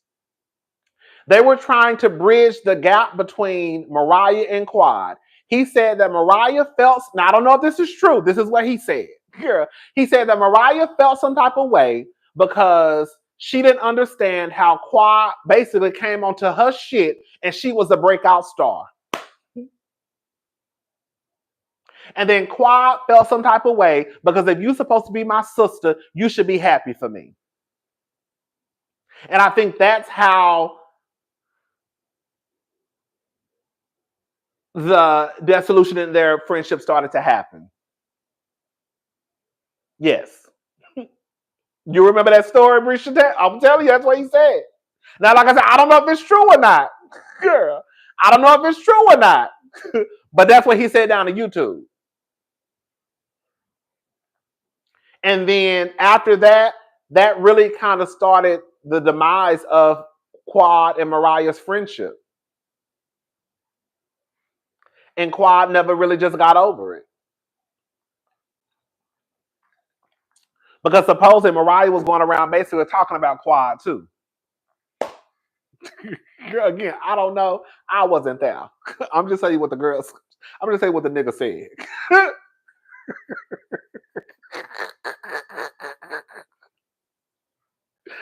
Anyways, so the trailer came out. So listen to this. The trailer came out. This is what I put on Twitter earlier, y'all. Let me tell you what I put on Twitter. Thank you, here, Ruth. Thank you so much. This is what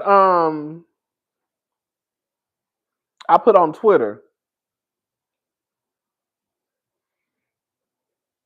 I put basically in the reunion trailer, Dr. Simone admitted she started hanging out with Dr. G and Sweet Tea because she was pissed at Quad. I tried to tell y'all they were never friends with Dr. G like that. Low key, I think Dr. Simone can't stomach Quad. Baby, let that hate go. Now, we don't know what's going to happen. Hi, Rodney. I saw the stream. Funky did say that. Thank you, WR. Thank you so much. I don't know, how this is going to play out, but based off of what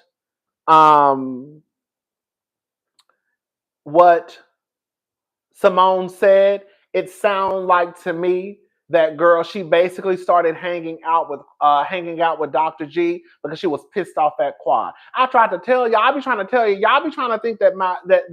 that girl, I'm compromised because I like certain people. I can like you and I can still tell the truth. I've been trying to tell y'all that girl, they are not friends with Dr. G like that. I think that Cecil might be friends with Dr. G a little bit. But just because Cecil cool with Dr. G, like I had to tell somebody online today, just because your husband got friends don't mean your husband friends your friends. Let me say it again. You ain't your husband's friends. Okay? Let me say it again. You ain't your husband's friends. Okay? Your husband, that's his friend. And you might be friendly with your husband's friend, but y'all probably not friends like that.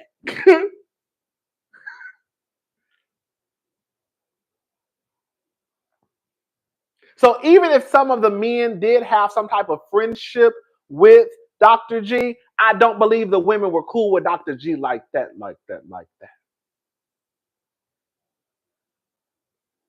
And when Simone said what she said in the trailer, I said, I knew it. Girl, I said, I tried to tell the cousins. Some of them didn't want to listen to me. I've been trying to tell y'all that Simone ain't cool with Cecil like that. Simone ain't cool with Cecil like that. I don't think Dr. Jackie cool with Cecil. I mean, not Cecil, Greg, Dr. G. Simone ain't cool with Dr. G like that. Jackie ain't cool with Dr. G like that. We know Heavenly ain't cool with Dr. G like that. Hello? Girl, Toya ain't cool with Dr. G like that. Girl, Dr. Eugene just said out of all the men, he really doesn't talk to Dr. G like he just said that the episode before last. So if half of girls, so why y'all keep trying to say that these Dr. G's friends?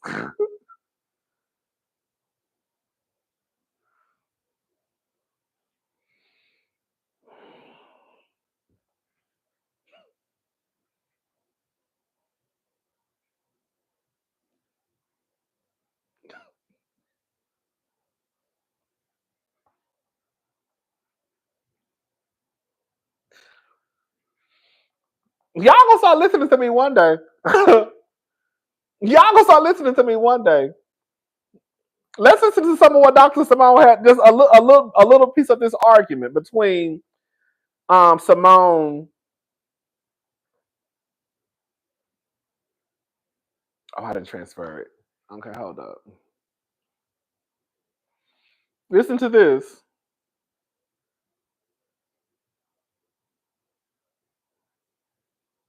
Oh, I didn't save it.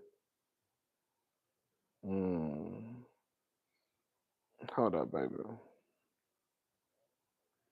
Hold up, y'all.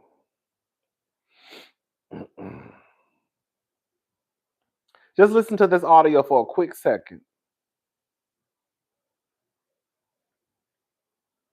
To you, you're not going to talk to my wife crazy. You gave us your ass to kiss, and we hung out with Greg. You gave us your ass to kiss, and we hung out with Greg. Girl, but if y'all was already friends, y'all was already hanging out though, right? If they was already friends, then it wouldn't have taken Quad to give her ass a kiss for me to hang out with my friend because we already friends anyways.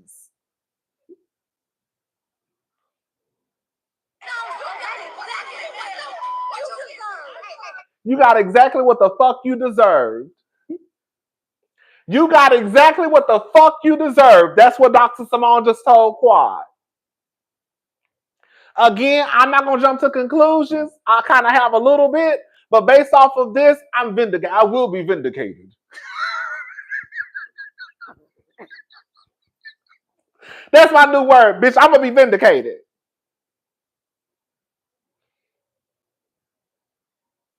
Thank you, Amari88. If you can't celebrate my wins like buying a house, down me every chance you get, call me little girl to put me in check, plot to bring my abuser back and take away my check, I wouldn't do my worst enemy what they did to Quad. That wasn't a sisterhood. Come on, let's talk about it. Let's talk about it. If you can't celebrate my wins like buying a house, down me every chance you get, call me little girl to put me in check. They do the same thing. They do the same thing to what's her face too, Sweet Tea. Plot to bring my abuser back and take away my check. I would do my worst enemy what they did to Quad. That wasn't a sisterhood. Let me be very clear. And I done said this 55,000 times. I just for the sake of the argument, Quad and Dr. G were fighting each other. Quad and Dr. G were fighting each other. I don't know nobody. If you call me your brother or your sister, and I tell you that me and my man used to get in physical fights, and you think that you're still going to be his friend and mine, you got the game all the way fucked up. Be very clear. You're going to have to choose a side. You can't be my sister and be his brother. It ain't going to happen.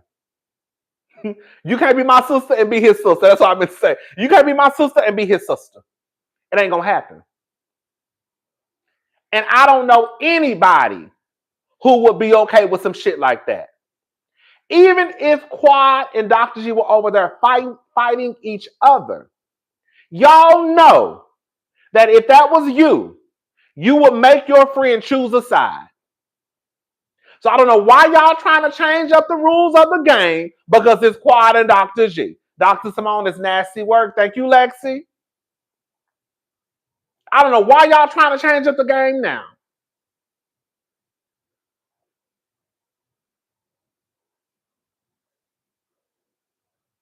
How would you feel? I want to ask y'all a question. How would you feel if you were married and you tell your friend group what was happening within your marriage, and then they still want to befriend this person and bring him back on the show? What would you feel like?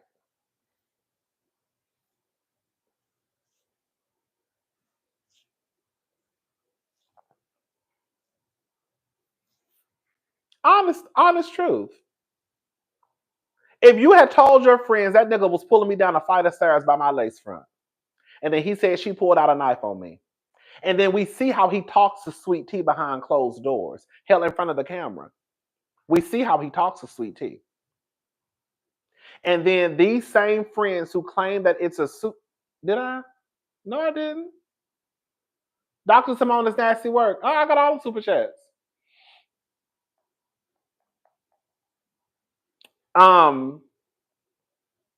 Yes. And that then that person starts to be friends with that man. What would you like on some real shit? On some real shit.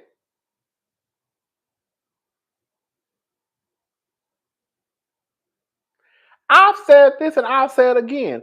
I have had friends when I knew that they were in the wrong. Okay. Bitch, I have had friends and I knew that they were in the wrong. And I know that they started it. And that's how it went from here to girl, the cops being called. But at the end of the day, if you my sister, then you my sister. I can't be your brother and be his brother. you're going to have to pick a side. And my side is going to always be with the person who I say I have a brotherhood or a sisterhood with. I'm not going to choose that nigga side. And if I do that, it means that I can't be your friend no more. I feel like that is literally 1 + 1 = 2.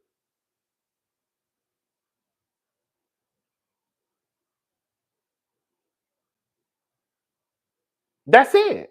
Girl, that's really it.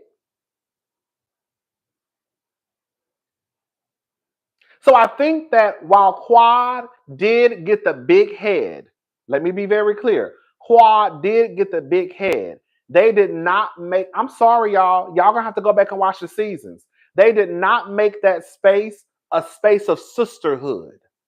Because even after the divorce, you still had women on the you had to have Andy. Don't forget they didn't even want her around their men when she got divorced. Come on. You had Toya already ready to get her fired because she was single.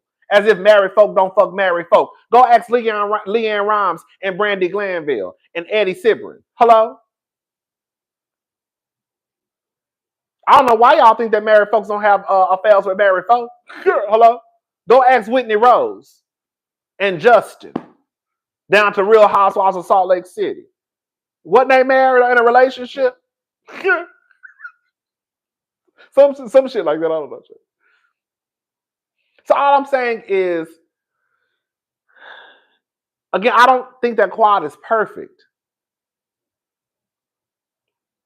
But y'all always you know, I always say, girl, you know, a bitch got to be in the hospital with a girl with bags, her legs, and all. Girl, you know, people don't, no shade, but y'all know people really don't believe, y'all really know people don't believe abuse.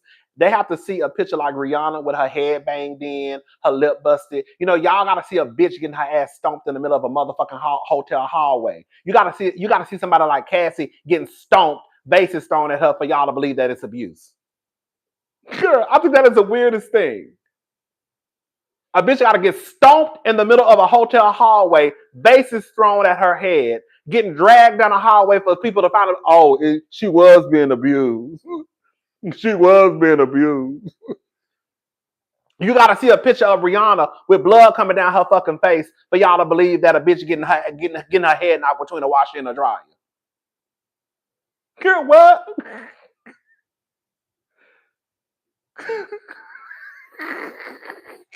I don't understand. Girl, somebody gotta literally be in the hospital, girl, with their arm in a sling, girl, tubes going down their throat, a busted face, eyeball hanging out their socket, ribs bruised for somebody like, oh yeah, it was DV. Oh yeah, they was fighting each other.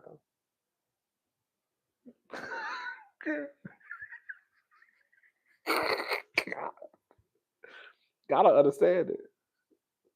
I don't understand it.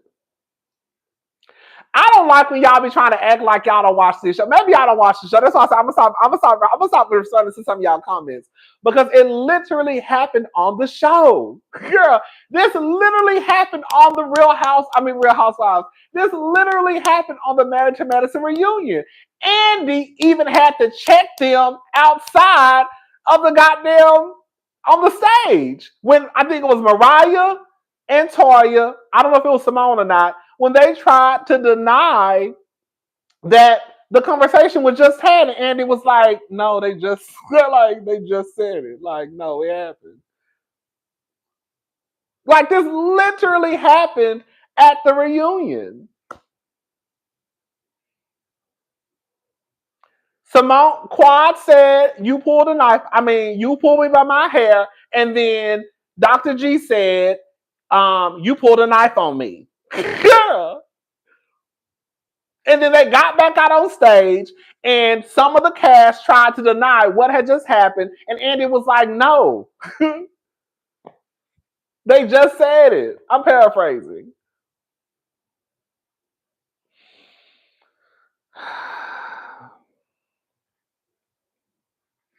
I don't know. That's what I was like, maybe I don't know, girl. I don't know. I don't even care. I don't even care, honey. So anyways, let's move on. So, okay. So This is what Simone said. Oh, when Simone said, "You got what you deserve," I told y'all that Simone. Simone is vindictive. I think the first person I heard say, I think heard say that was Stacy. Shout out to Stacy. Y'all don't know who Stacey is. She one of the cousins. The first person I heard say that, she had went back and she binge watched all of American Medicine. She was like, I think Simone might be a vindictive person. I was like, I had never heard nobody say that. And now that I think about it, I really think Simone is vindictive. I do. I do. I do. So Quad was in the comment section, and this is what Quad had to say down to the Instagram.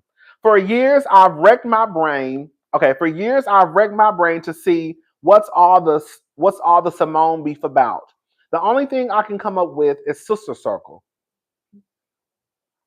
Listen, I shared my Sister Circle platform with those I was friends with during the time, Jackie, Heavenly, and Contessa. It's that simple. I don't owe anybody anything. I don't cry mad when they don't involve me in their other ventures. I wish them all well, and I mind my business, period. And then Simone reposted it on her YouTube page, and then she put, leave me alone unless you want it with me.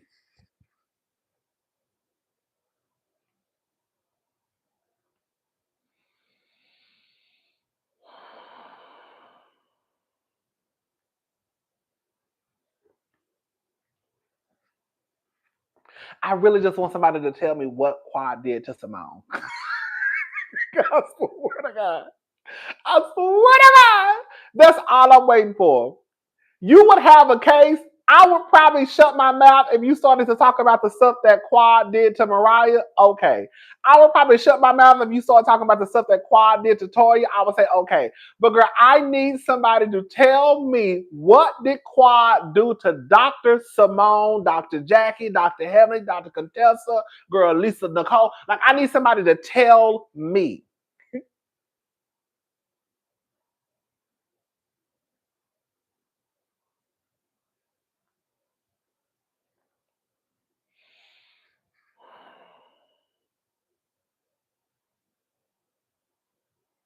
Baby, explain. I'm serious. Explain, baby. Talk to me like I'm in content mastery. Girl, talk to me. Shout out to everybody who went to content mastery. No shade. Girl, talk to me like I'm in content mastery, baby. Talk to me like it's only 2 other people in the classroom. Talk to me real slow.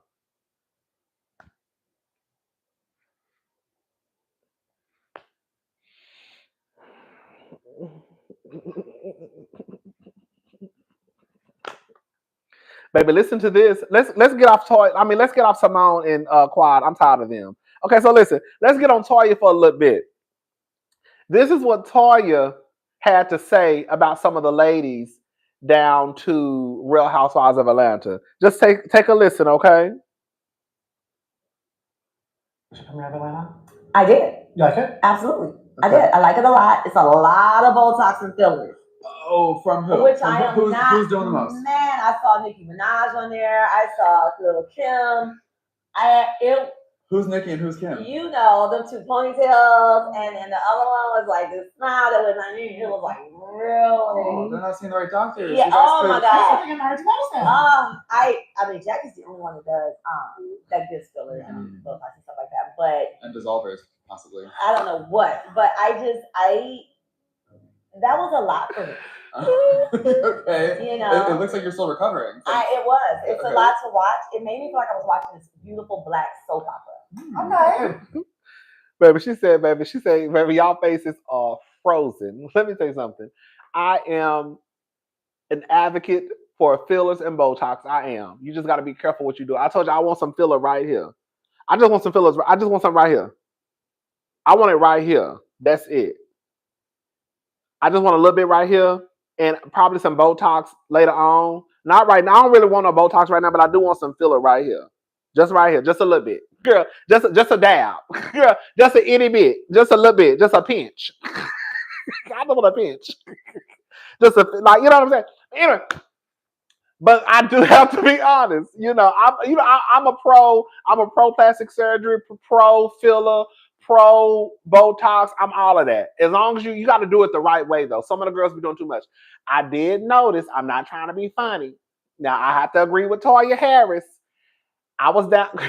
Girl, remember the other day I was on Neighborhood Talk? No, I was on Neighborhood Talk. I was in the comment section, and I said, "Oh, girl," I put something like this in the comment section. Oh, girl, ain't nobody face moving. All I see is lips and eyelashes moving. Something like that. Because when I tell you, every single woman who was on Neighborhood Talk, girl, wasn't nothing moving except their lips and their eyelashes. Girl, I said, "Oh."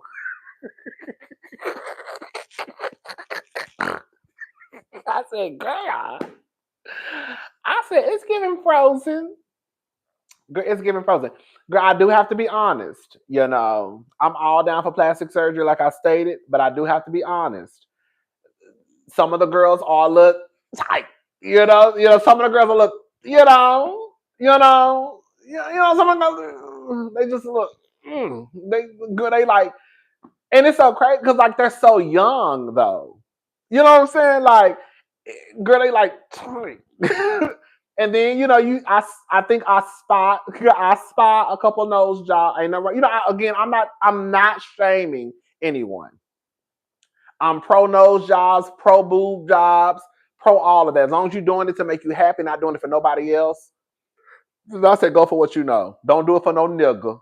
Okay, don't do it for society. Do it because it's gonna literally make you feel good. You know what I'm saying? But the girls were tight. The girls were tight. And I spotted a couple of nose jobs. You know what I'm saying? I did ask y'all about Britt because I didn't know. I was like, did Britt, Britt is very congested when she talks. So I was like, is that her normal speaking voice or is that due to, her getting her nose broke? You know what I'm saying? Well, I remember one time this white girl, I swear to God, y'all. Girl, I'm not lying. This is how this white girl came to work one time when I worked at Nordstrom. Let me show you. When I said it was two white girls who did this at work. And I'm not exaggerating. Let me get some hold up. Baby.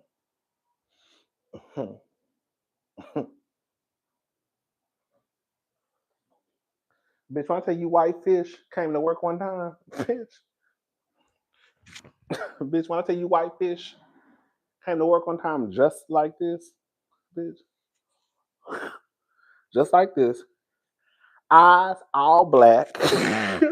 She had told me I'm getting a nose job. And I was like, oh, you really? My shoes and shit like, yeah. Bitch came back to work like it wasn't nothing. That bitch was on the, I swear to God, that bitch was on the motherfucking sales floor. She was a sales associate. That bitch came back to, I swear to God, that bitch came back to work just like this. Girl, eyes all black. Because your eyes get black sometimes. Girl, that bitch, I said, bitch, this bitch really at work. It was two white girls sitting there. I still remember. I said, this bitch is really at work. This bitch really at work. Bitch, you at work with a nose job? I said, bitch, girl, and didn't give a damn, baby, didn't give a damn. I said, oh, yeah, that bitch is at work, girl, right there. Hey, Rodney, girl, that bitch turned around. I said, girl. Bitch, I walked on the sales floor. That bitch turned around. Hey, Rodney. Girl, what the fuck? Girl, what the fuck? Girl, you really on the sales floor with, girl, your face taped up at work and your eyes are black. Girl, your whole face damn near swollen. That bitch had tape and tissue on her nose, I swear to God. And it was another white girl. We used to have this thing called communications. I think she worked in the communications. It was another white girl who did the same thing. One day I passed by, that bitch was in the communications room, bitch, just like this. I said, these bitches is not playing. Girl, I said, these bitches is not playing no games. I was so good because she told me she was getting a nose job. But I really just I didn't think she was coming back to work. That bitch was at work the next week. I said, this bitch. Girl, the girls would not care. Anyway, so yeah, shout out to the girl. I was like, okay, girl. Yeah. Anyway, she was actually a cool white girl too. We used to literally talk all the time. I got a story I want to tell y'all so bad. It's so messy. It's a story I want to tell y'all so bad, but I can't tell y'all. I'm gonna tell y'all one day. I'm gonna tell y'all this story. Whenever I do my Patreon, I'm gonna tell y'all this story. It is so messy. Anyways, but yeah, you know, the girls all look tight. They are. They are. And like I said, I'm all pro for all that shit. I would do it. You know, once I get my coin together, I'm gonna start, you know, getting a little filler right here, just right here. But yeah, I just say do what you know, just do, just do, you know. But girl, we're not gonna sit here and act like that girl. At one point I was getting Angela and Britt confused. I'm not gonna lie. And I have seen a lot of people. Toya is not the only one. Toya is the one with the platform who's saying what we're saying online. A lot of the girls do. I've seen a lot of people say the same thing. A lot of the girls look tight in the face. They just look tight. I said, girl. But the girls is not playing. Anyways, now listen to what Toya had to say about Sweet Tea. Sweet Tea, baby, they about to get you up out of there. Girl. They about to get Sweet Tea up out of that, baby. Listen to what she had to say about Sweet Tea. Season was a hot mess with Tisha. It really was. Rewind it. This season was a hot mess with Tisha. It really was. It was one of the moments where she went from being so light to so heavy. Did we see more of it at the reunion? Did she get her life back? No, she was an idiot. Oh, how was she? You're gonna have to wait and see. Oh my Wait, God. I really was an idiot. Sometimes I have to. Like, she was even worse. At the reunion. We were like, and it was just. Did she know the theme? You Like, mean did you- like style-wise, or did you- just the all of theme it. of a reunion? All of it. What's it? Head to toe. It's What supposed was to be like a play off of Bridgerton. You know, but Georgerton, and we were supposed to be in this beautiful garden, and she came. Finish the sentence. These knots, and I can say this because I was just like, where did that come from? Like, who designed this look? And then this dress looked like it was like part club, part prom. It was all, and then her energy again. She was mad at the world. Okay. She was mad at the world, and we were just like, girl. I think she's young. Yeah. You know, and she likes to say we're old. I like to say we've matured. You're wise. We're wiser, and we know where to pull back because it's not going to take us to the positive place that you really want to be in. This season was a hot mess with Tisha. Listen, listen. This is the thing, and this is what people need to realize. Do y'all remember that? Let me give y'all an example of what I be trying to talk about, and some of the people be acting like they don't know what I'm trying to say. Remember that one scene when it was Candy. Oh, let me see.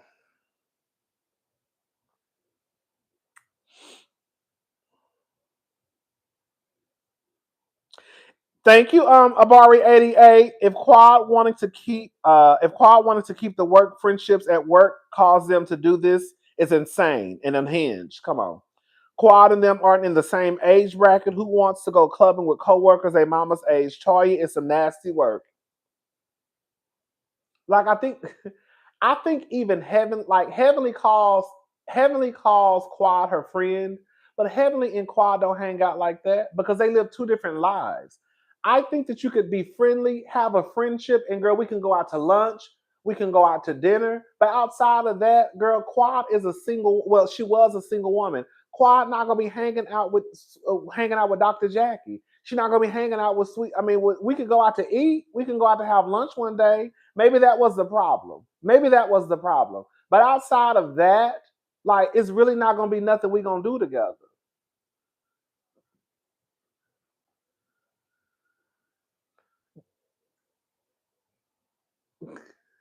But let me say this. Let me go back. Let me get to Sweet Tea.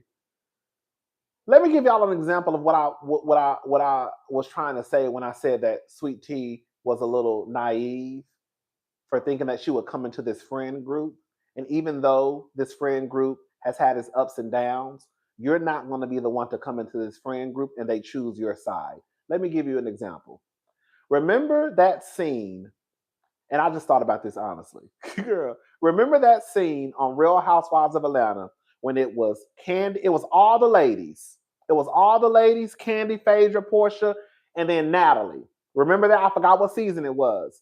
And that's when Kenya was reading Natalie. It was like she called her marriage certificate a gift certificate.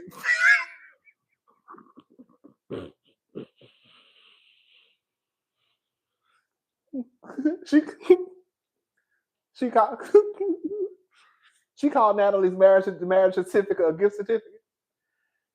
Do y'all recall how all of those ladies basically ganged up on Natalie? Go back and watch the scene. All those ladies pretty much tugged on Natalie's wig.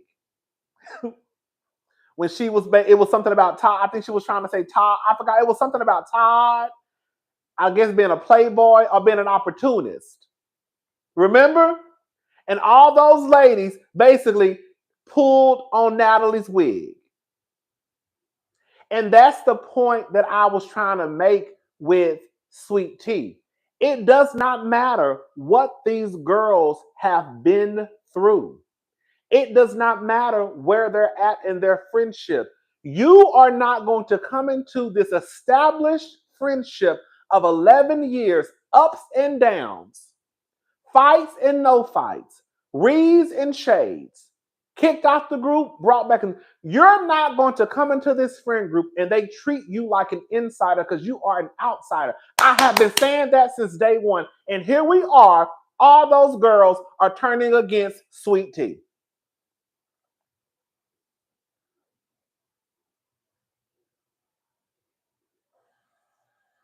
Girl, I be right with the shit I be saying.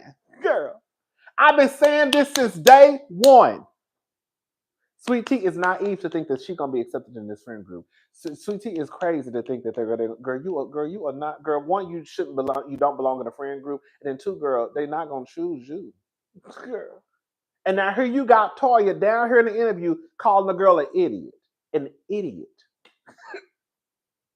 an idiot. And these are the ones who brought you into this friend group. And now, since they have no use for you, and they know Quad's spot is more than likely solidified, they're trying to get your ass out the door. Girl, we don't even need her no more.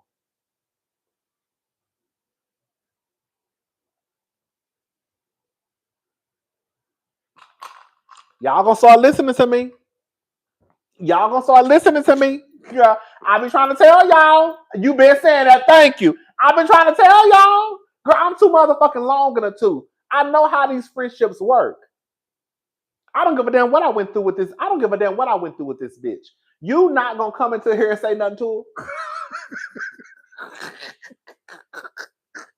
That's how they did Natalie. We all, girl, we all tag teaming Natalie.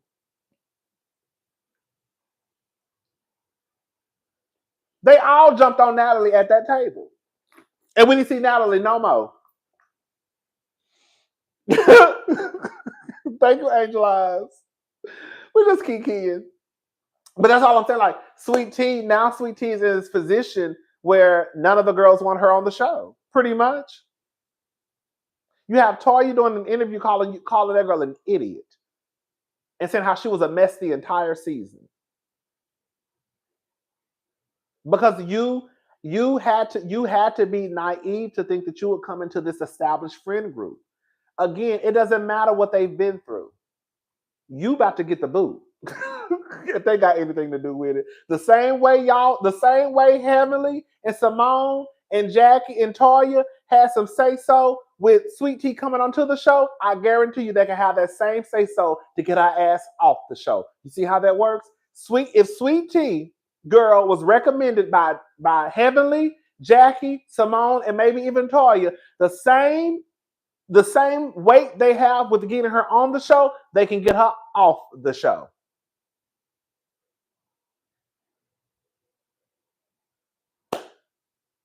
They don't write the contracts. They don't hire and fire. But again, like I've been saying, clearly Dr. Simone, Jackie, Heavenly's word carries something at those goddamn Bravo offices. Because they wanted her on the show, and she's been on the show for 2 seasons. And baby, Toya jumped ship fast. Y'all see how fast she done left Sweet Tea in the wind?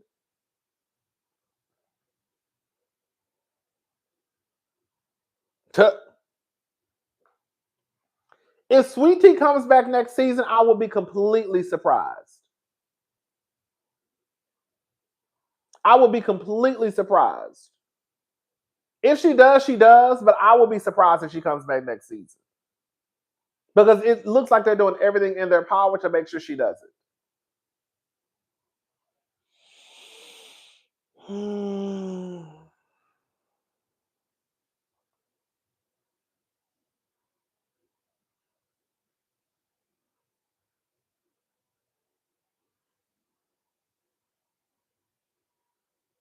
Rodney Heavenly said on her live, just like I brought you in, I can get you out. Oh my God.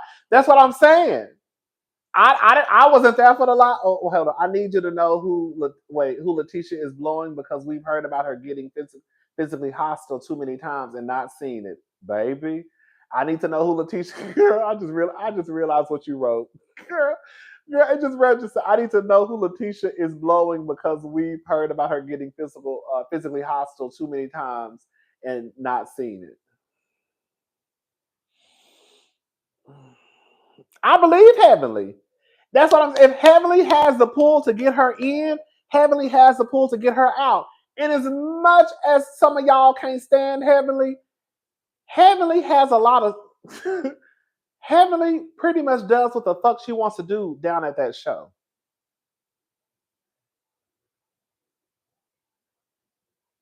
So if Heavenly goes to them and tells them that she needs to go, then I bet you she gonna go. If Heavenly, Jackie, and Simone and Toya go together and say she needs to go, then she gonna go. The same way those ladies at Real Housewives of Salt Lake City gathered up together and said, Monica got to get up out of here or we not filming. Who y'all think they got rid of? Who y'all think they got rid of? When they said we not filming with her, who got the pink slip in the white box? Monica. Girl. Monica had 1 season. We ain't seen her ever since. Hello?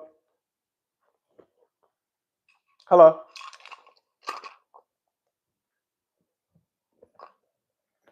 Hello? I'm just saying, y'all.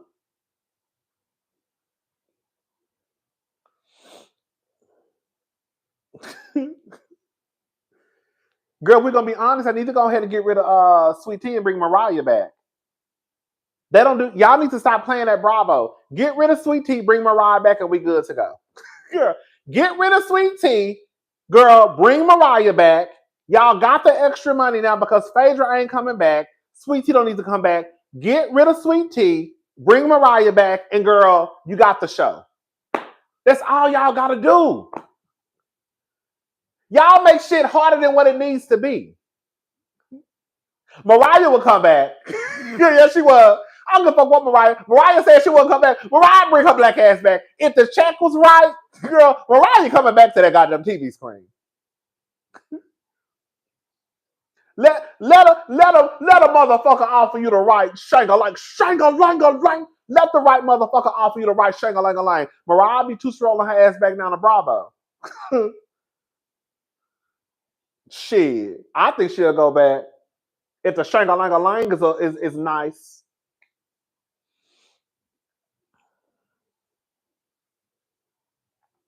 They need to bring Mariah back. And I feel like Heavenly wants Mariah back because I've heard Heavenly mention throughout the season. She's mentioned Mariah. She's mentioned wanting Mariah back on the show a couple of times. And she never said that before in the past. She used to always say, Mariah ain't coming back, y'all need to let it go.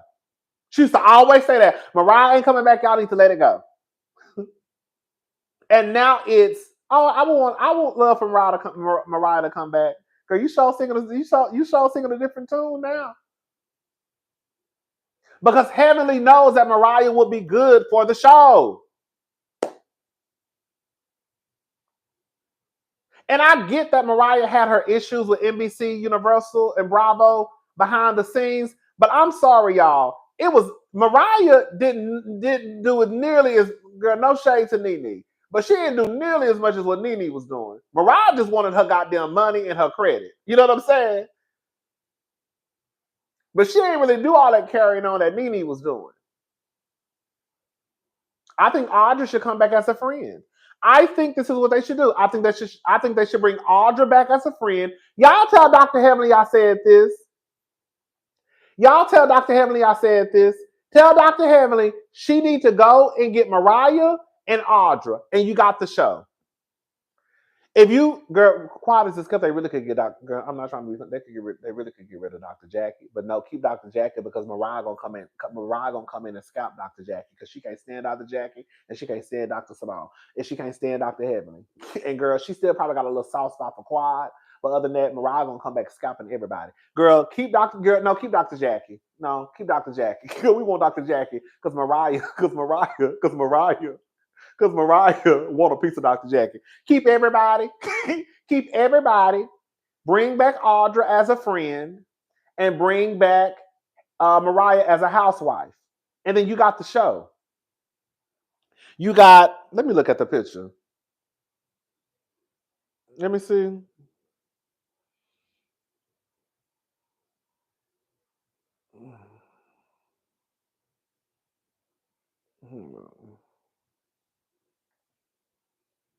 Okay. So you're going to keep Dr. Simone, Dr. Jackie, Dr. Heavenly, Quad, Toya. That's 5. Bring back Mariah. Contessa. Should Contessa be a housewife or a friend? Bring back Contessa and then bring back Audra. Girl, that's your cast right there. It's not that girl. Girl, it's not that hard, y'all. Girl, just go give Mariah a couple of dollars, a little extra dollars. You know what I'm saying? Bring Audra back. You got the show. That's the show right there. That's the show.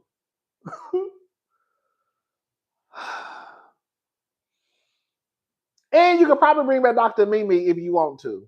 I don't care if you bring Dr. Mimi back or not, but you can bring Dr. Mimi back as a friend if you want to, if y'all got the budget, if it's in the budget. But the budget is freed up because Phaedra is gone. And Sweet Tea needs to be gone too. Sweet Tea probably wasn't making a whole bunch of money. Phaedra was really taking a lot of the money, from what I heard. That's why they really couldn't go on no trip last year. Because they said Phaedra came in and girl, they had to go reverse the Bricks truck in. Is it Brinks truck? Girl. Bring back Jill from season 2 or 3. Thank you, DB. Jill. Who is Jill? I think I remember a Jill. I remember the one black girl with the short hair. What's her name? Janice? Gina? Genesis? I remember her. What's her name? Jill? Jill was a white girl? Janice. That was her name. I think I like Janice. Jill? I do not remember no Jill. Jill on Married to Medicine. Girl, let me Google this. Hold up. Who the fuck y'all talking about? Jill? Let's see, Jill.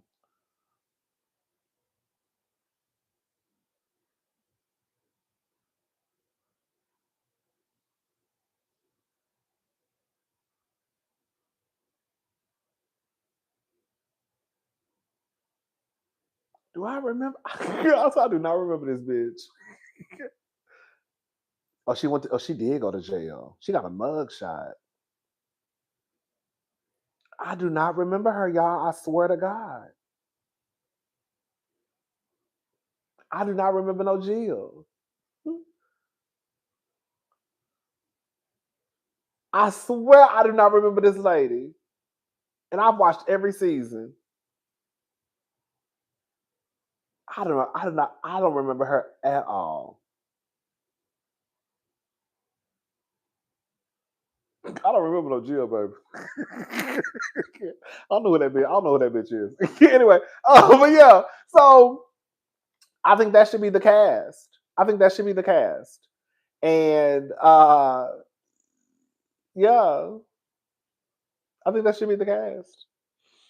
But anyways, shout out to everybody for watching. Can y'all do me a huge favor and like the video, please?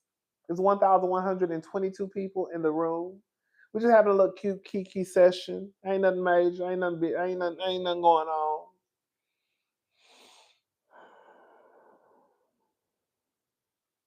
I remember Carrie. I remember Carrie's husband used to be so cute to me. I don't know how he looked now. Remember the second season? Her husband was so her husband was so handsome. I think he was like handsome to me. Jill had been with Heavenly and Lisa Nicole. Thank you, Asia Powell.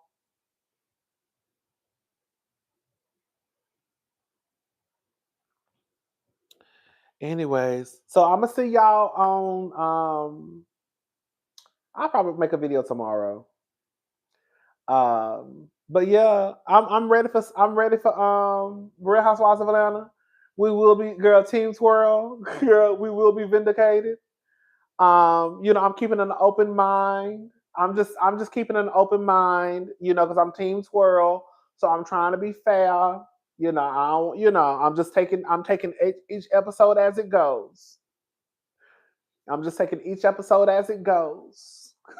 But right now, Britt, baby, the girls, it ain't looking too good for you, Britt, baby girl. The girls said you was hell on wheels.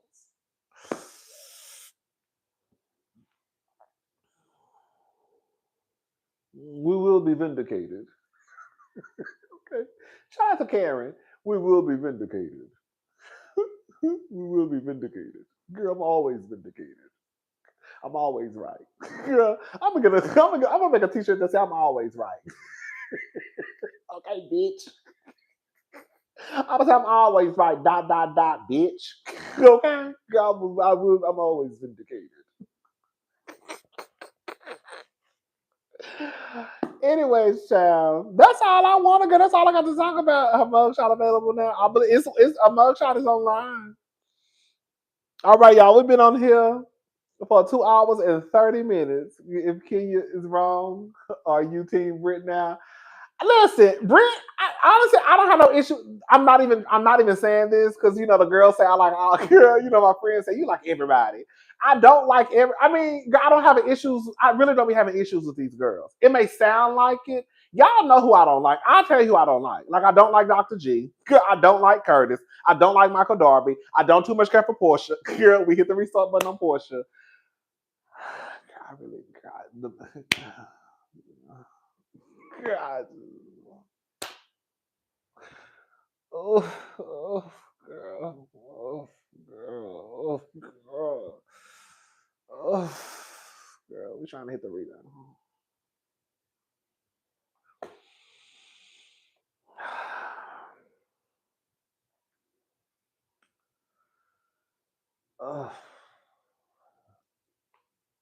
I really don't have an issue with Sweet Tea.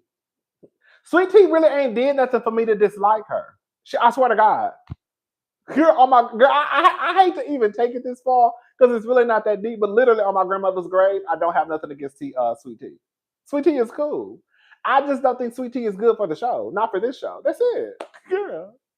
I think y'all think the way that I say stuff that I dislike these people. And I can say I don't have no issue with them. Like I really don't have no issue with Sweet Tea like on my nieces. Girl, that's how serious I am. Sweet Tea is cool. Girl.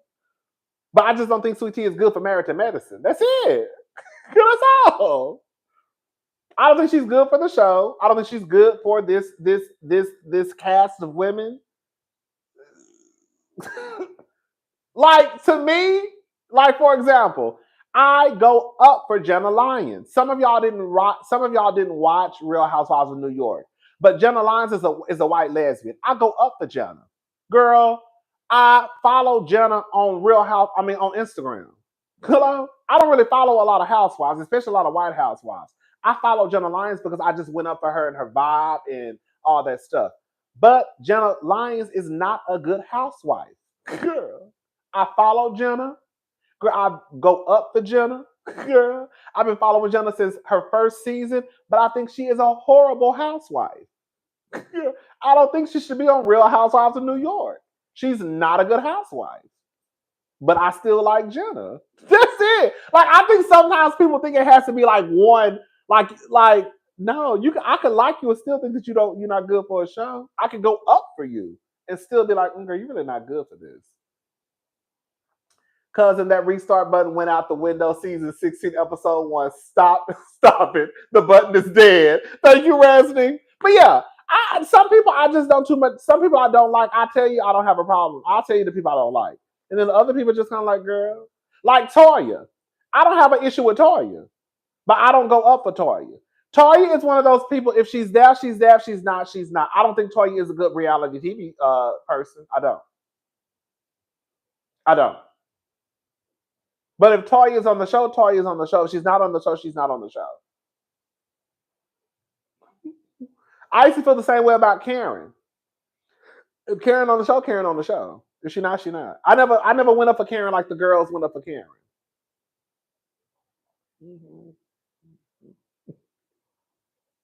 I don't like Teresa. Like I don't like Teresa Giudice.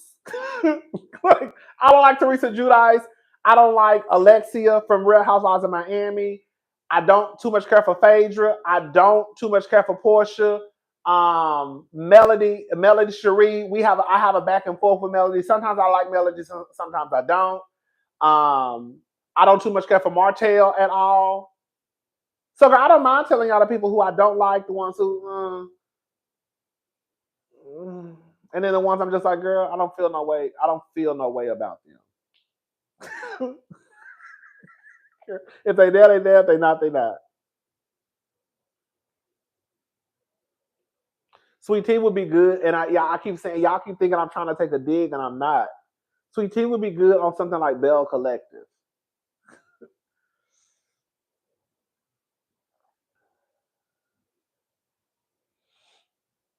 Like Dorit.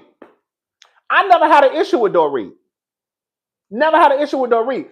I used to always ask y'all, why is Dorit on this show? Because I heard everybody talking about Teddy. But the way that people felt about Teddy, because I didn't come in until season 10. The way people felt about Teddy was how I felt about Dorit. Why is she on the show? Like I thought she was boring. Like, why is she here? It wasn't until this season I felt like Dorit. I was like, oh, okay. I heard people say that Dorit was that girl when she first got on the show. But when I started watching Dorit, I just felt like Dorit was just there just to like dress up. I'm like, girl, why is she on the show? Like, I don't understand why is she here. How do you really feel about Nene? Serious question. Girl, I love Nene. I love Nene. I think that Nene was a mess towards the end of Real Housewives of Atlanta, but I go on for Nene. Girl, I quote Nene every day. I like Nene.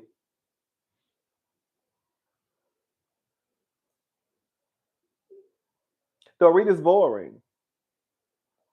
And that's why I was like, girl, that's why when I saw so many people going, no shade, I felt like it felt like everybody said the same thing about Dorit being boring. I probably saw 10 people that went up for Dorit.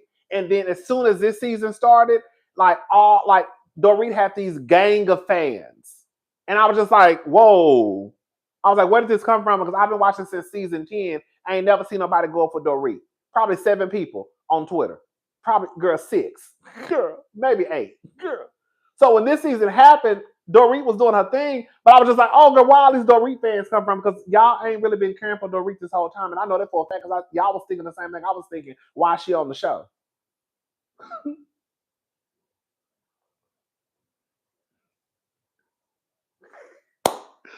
Anyways, so yeah. But I just think Sweet Tea would be good on Bell Collective. I think Sweet Tea would be good like on Love and Marriage DC. I just don't think Sweet Tea is a good fit for Marriage and Medicine. I just don't. I just don't. Bell Collective, I think Sweet Tea would be cute on. For real.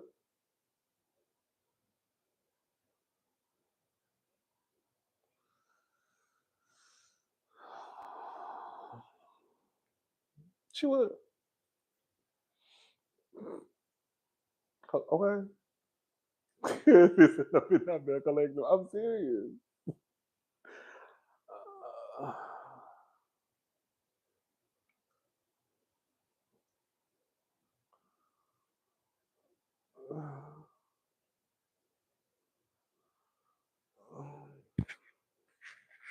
But anyways, but yeah, I'm ready for BravoCon. I'm definitely ready for BravoCon. I'm definitely going, girl. Girl, this time, girl, I'm gonna wake up, girl. I'm buying my ticket the day of, and girl, I'm gonna be at BravoCon this year, y'all. It's only a handful of people I want to see though. You know, I want to see everybody. Well, that's a lie, because I actually go up for some of the white girls now. I do go. I do go up for some of the white girls. I do want to see. I do want to see the Real Housewives of Salt Lake City cast. I want to see all of them. I do want to see some of the girls from New York. Believe it or not, I actually like Aaron. Aaron is a mess, but I like Aaron. I'm sorry. I do want to see Aaron. I do want to see, but you know, Jenna don't really fool with BravoCon like that. I do want to see Aaron, Jenna.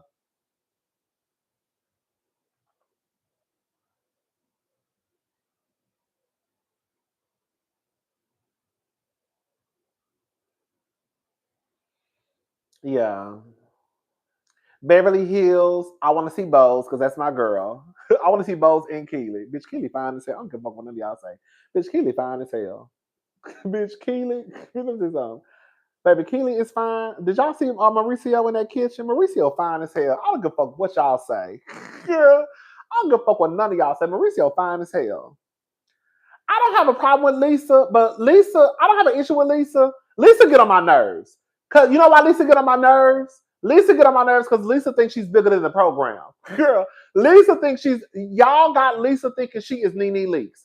I want to be very clear. Lisa Barlow is not this iconic, legendary housewife. Y'all white twinks be getting online, hyping that white girl up, and that is far from the truth. Lisa is just an average housewife. If anything, if Heather could get her shit together, could be an iconic housewife.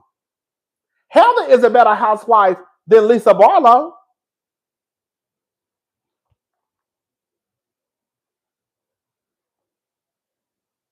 So when I see the girls going, I'm like, girl, where's y'all getting this from?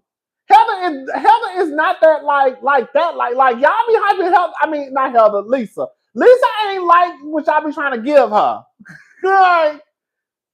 Like I heard that she was trying to, I don't know how true this is, but it was a rumor online that she wasn't filming when the other lady started filming because she was trying to get more money. Who the fuck is Lisa? Girl.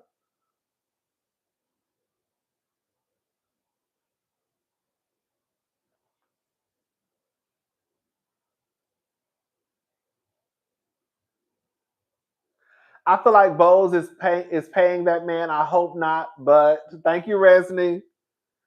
I don't understand the hype around Lisa. I just don't. Like, girl, I don't get the Lisa hype. I just don't. I really don't. But I do want to see the Housewives, Salt Lake City. Really, Heather, because I really like Heather. I think Heather could. Now, Heather, I don't know. Heather, like, okay. I really felt like at one point, Heather really had the ingredients to be a good ass housewife. She's funny. She's smart. That bitch can keep some shit going. But then Heather does have her ways. Like Heather is also too insecure. She is too much of a follower. Like the way that she wants to be Lisa's best friend so bad. Like that's shit that irritates me. Like if you're gonna be the bitch, you're gonna have to be the bitch. Like if you're gonna be that girl, you gotta be that girl. Like you gotta act like you that girl. Like, and Heather really don't act like she that girl. Like on some real shit, just as much as Giselle get on my nerves, Giselle act like she that bitch. That's why, girl. And let me shut up. I was about to go down a whole nother road. Giselle walk around like I'm that girl. Karen walk around like I'm that girl. It might not be true. Okay? It might not be true, but they walk around like I'm that girl. So they gonna be respected and treated like I'm that girl. Like you that girl.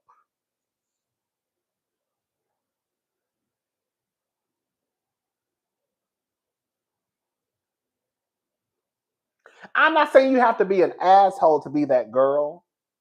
Like to me, Shamea is probably going to, depending on how this season goes, Shamea is probably going to be pushed to the forefront of Real Housewives of Atlanta. You see what I'm saying?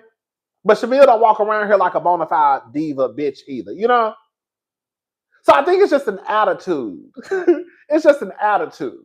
You know what I'm saying? And I feel like that's what Heather is missing. Like she doesn't have like the attitude to back it up. Like, girl, you're too desperate to like want to be Lisa's friend. Like, girl, fuck Lisa. Bitch, she want to be my motherfucking friend. that's how Heather should be, girl. She should want to be my motherfucking friend. Be friends with her motherfucking ass. The fuck about her? Like Bose. The way that Bose came into Real Housewives of I was about to say Potomac, not Potomac. The way that Bose came into Real Housewives of Beverly Hills, Bose came in like I'm that girl. Heather to lie for me. Heather to lie for me when you can cost. Oh, I forgot about that. That did kind of make me side eye that bitch.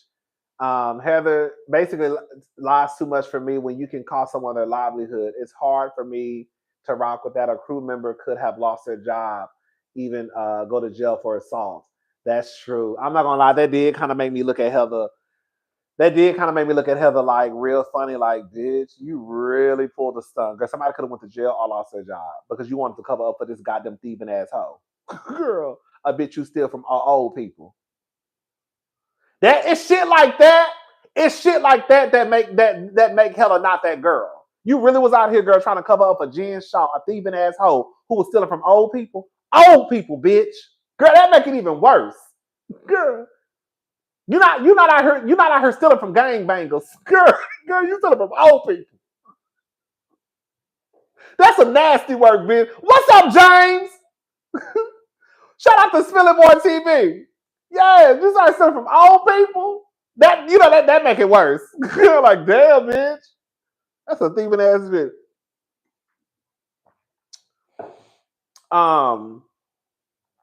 But yeah, like Bose came into Beverly Hills kind of like I'm that girl. You know? That's what I mean. It's like an attitude that you have. It's a presence that you have. Bose didn't come in being no bitch. She ain't come in like acting like she was better than nobody. You ain't better than nobody. Who said that? Oh, Terry. Not Terry, Maxine. Maxine on Soul Food. You ain't better than nobody. Ain't that what she told Terry? That's a movie Soul Food. Some of y'all might not know. Soul Food with Vivica A. Fox. Fuck the family fuck my husband. Vanessa, what's her name? Vanessa Williams. Yeah. You ain't better than nobody. Girl, but yeah, it's not about thinking that you're better than people. It's just an attitude. It's just a presence, right? Oh, that was Nia Long who said that? I thought that was Maxine. I thought that was Maxine who said that to Terry. When she because her and Terry used to get into it. She's out my ATM automatically Terry's money. I think Terry was a bitch. I used to go up for Terry. Terry was a rich, snobby ass bitch. I used to go up for Terry, bitch. Girl, she said 8. She said like I'm an ATM, automatically Terry's money. Bitch, ow. Terry was a kiki to me. Oh, Terry was a kiki. Oh, Terry was a kiki child. You know I love old. You know I love old snobby rich bitch sometimes. A bitch who can back it up, okay? Baby, Terry said, bitch, I'm an ATM, baby, automatically Terry's money. I said, I know that's right, bitch, girl. When she pulled that knife out on that nigga, girl, she pulled that knife out on that nigga and said, baby, she said, fuck the family fucked my husband. I said, oh, girl. Oh, girl. Oh, girl. I said, no. Well, that nigga was fine though, but she would have got her ass, they would have both got their ass whooped. Low key, the mama was a villain. Girl, the mama, girl, Big Mama low key was a villain. Girl, let me shut up. That lady dead. I mean, on the show. Did she pass? I'm sure she passed away in real life. But your Big Mama low key was a villain, girl. Anyways, girl, it was always had their hand out begging and shit. Girl, Terrence, I'm sick of this shit. Girl, but anyways, but yeah, I just want, I'm going to BravoCon. I really think, I will say this, girl, it can be a little, it can be a little, those tickets can be a little pricey. Last year I was blessed, girl. I was blessed at the last moment. Girl, I wasn't even planning. I was still going to Vegas, but I wasn't going to BravoCon because I didn't have a ticket. And the waiting list, they literally closed the waiting list. I just knew I was getting one. Anyway, so last year I was blessed and I received a ticket. But this year, I'm definitely going to set my alarm. So the day they go on sale, I'm getting my ticket. But girl, the only thing is, I will say it don't be a lot of. It don't be a lot. It don't be a lot of us there, girl. It be a handful.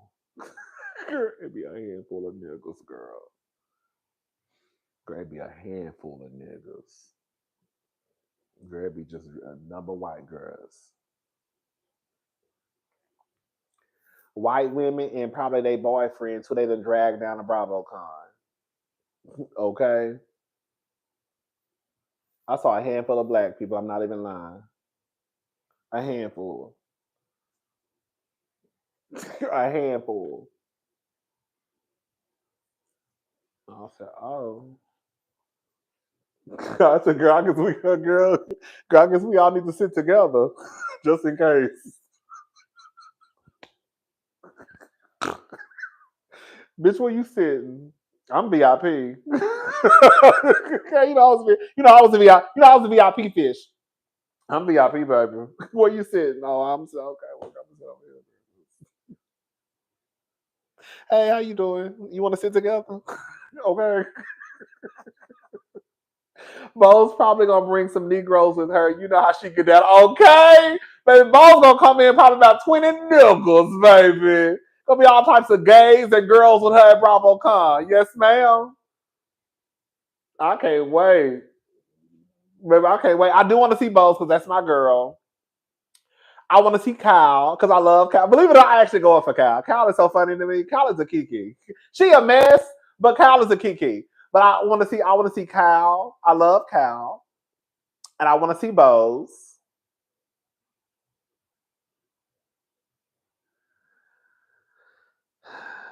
I kind of want to see Dorit too. Because even though Dorit been doing a lot this season, she actually still kind of was entertaining a little bit. I want to see Dorit. This is gonna sound so crazy. As much as I go up for Sutton, I don't know if I care if I see Sutton or not because I feel like Sutton would kind of be weird in real life. Like I feel like if I met Dorit, Bose, or Kyle, they would be like nice and like kind of like energetic. I feel like Sutton would be like, "Hello, nice to meet you, girl. Hey, I know you don't know me, but still, I just feel like I feel like Bose, even though she wouldn't know who you were." Like she would probably still be energetic to meet everybody. But yeah, I want to see Bose and Kyle. Those really the two I really want to see, Bose and Kyle. Erica Jane, but I heard Erica Jane really. I don't know if Erica Jane that friendly in person. I don't know if Erica Jane that friendly in person. And Erica Jane, if I meet Erica Jane and she not friendly, I'm gonna be pissed off. So girl, let me just like you, because if I meet you and you piss me off, I'm really not gonna like you no more. I'm gonna be coming back down here, girl. Guess who I met? Girl, what's that bitch out of attitude? I don't know what the fuck her problem was. I ain't did shit to her. Okay, girl, I walked in the back and said hello. She just said hi and just kept it moving. I said, what the fuck is the problem? Okay, shit. Friendly is just okay. You know what? That's a good question. That's a good question. What's friendly? Not friendly. I do believe that you should not be standoffish because you know why you're there. You know you're there to meet the fans, the viewers, the supporters of the show. So if you're going to come to that type of event and you're just kind of like, hello, it's kind of like, oh. Like, in a way, I hate to say it, you're going to have to kind of be, I don't want to say fake, but girl, you know what you're getting yourself into. You know what happens at BravoCon. You know why you're there. You're there because, girl, the fans want to come and see you, the people who support the show. Those tickets can be high as hell. So if you come and it's just kind of like, hi, it's kind of like, oh. Like, what the fuck is her problem? You know? I feel in real life Sutton isn't nice. I look at how she talks to people that are staff. I don't think Erica would be nasty. Thank you, Ransom. I feel like Sutton is an asshole in real life too, if we're gonna be honest.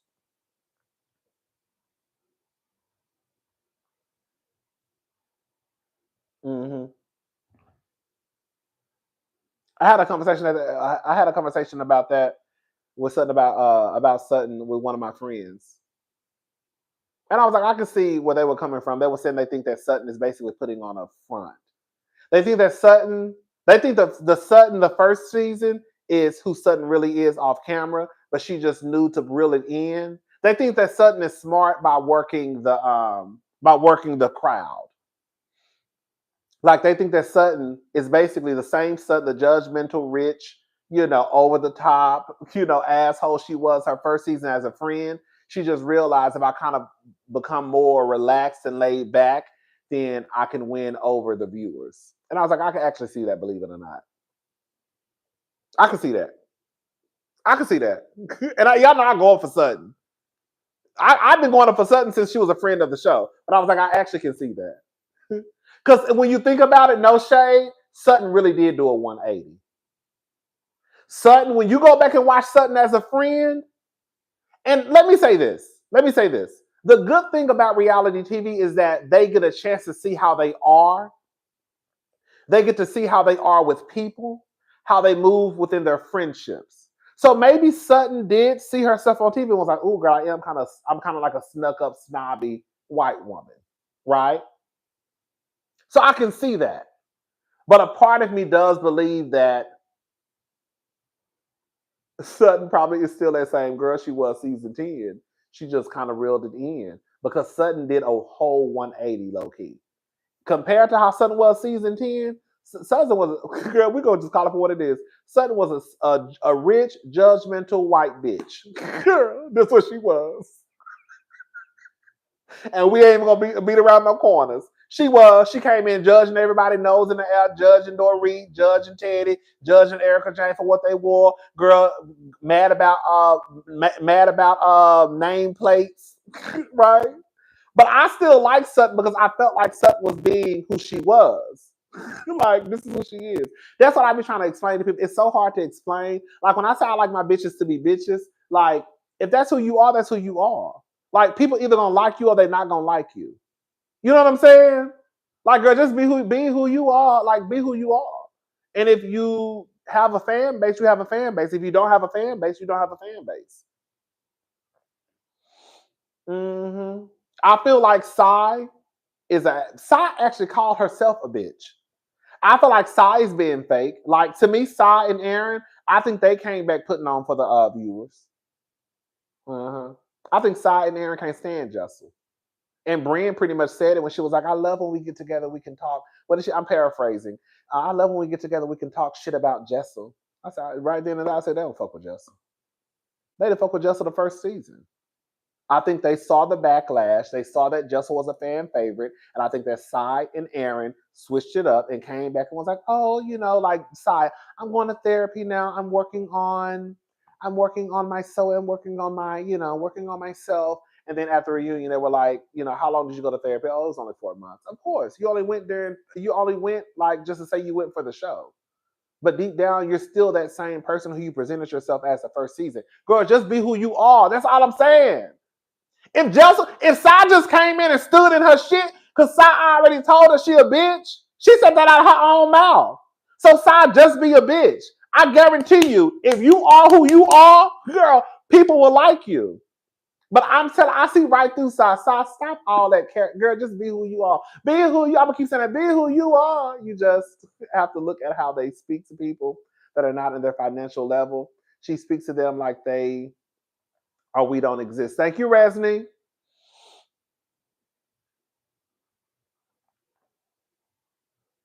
So yeah, I don't know. I just like the girls to be who they are. But yeah, I think I don't know if Sutton would be pleasant to meet. That's what I'm trying to. I don't know if she would be pleasant to meet. I feel like Bose will be pleasant to meet. I feel like Kyle would be pleasant to meet. I feel like Aaron would be nice. I do. I feel like Sal would be nice too. I really wish Brienne wasn't a cuckoo bird because I used to like Brienne. I don't like Brienne. Just got too much. Girl, Brienne. I don't even know if I dislike Brienne. I like feel bad. Brienne got a motherfucking podcast coming out. I saw that shit today on All True Tea. Shout out to All True Tea. Brienne has a podcast coming out. I said, who in the fuck, girl? After this crazy ass season with Brienne, who in the fuck offered Brienne a podcast?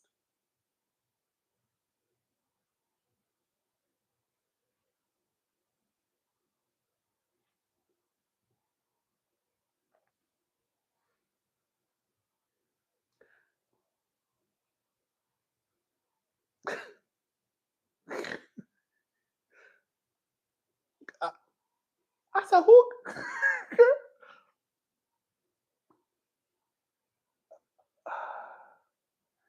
That's something I used to actually like Brienne.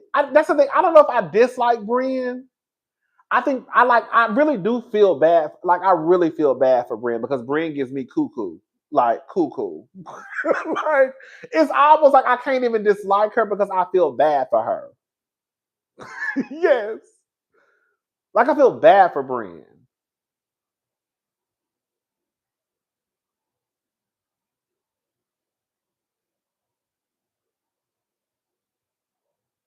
But I was like, Brienne, like, I don't know. Anyways, I want to meet Jessel. I feel like Jessel will be nice. I want to meet Jenna. I feel like Jenna will be nice. Jenna will be awkward, but Jenna is just like an awkward person to me. But I feel like Jenna putting on too. That's another one. Jenna be putting on. That's why I said this is what I don't like about some of the girls on New York. They're too aware of the camera. I do not believe that I'm getting off of here. I do not believe that Jenna Lyons, as accomplished as she is in business, I'm sorry. It's hard for me to believe that women already have it bad in the work. I'm not gonna say they have it bad, but you know what I'm trying to say. You know how women are treated in the workplace. When a woman gets to a certain position of power, I don't think that a woman can gain that type of power by just being timid and meek and mild, if that makes sense. I'm not saying you have to be a bitch, but you have to be a little assertive to go for what you want. So when Jenna come on my motherfucking TV screen and she's just like, oh, I'm like, Brienne is too dangerous for me. I met her and she says something. And she says I did something. Wait, I met her. She says I did something to her. You would have to come. I see what you're saying. You would have to come bail me out of jail for something I didn't know I did. Thank you, Resney.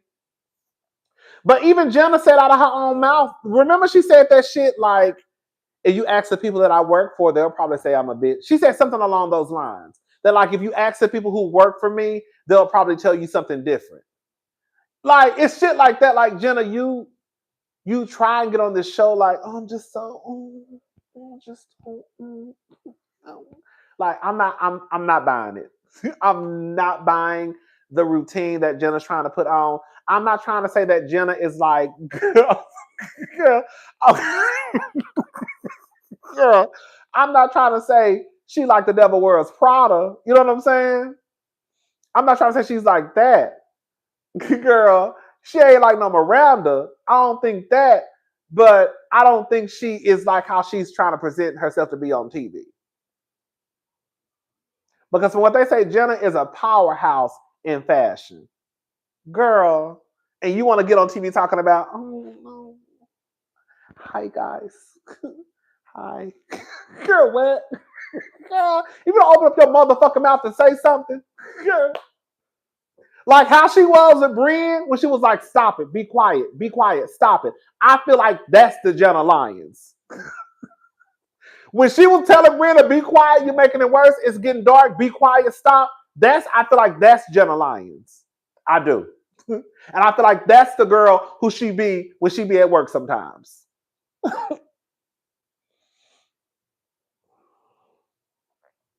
But yeah, they be trying to play in our face. They be trying to play in our face. And I'm like, okay, girl, whatever. But they need to stop being so aware of the cameras, girl. Just get on TV and do what you do. That's it. Just do what you do.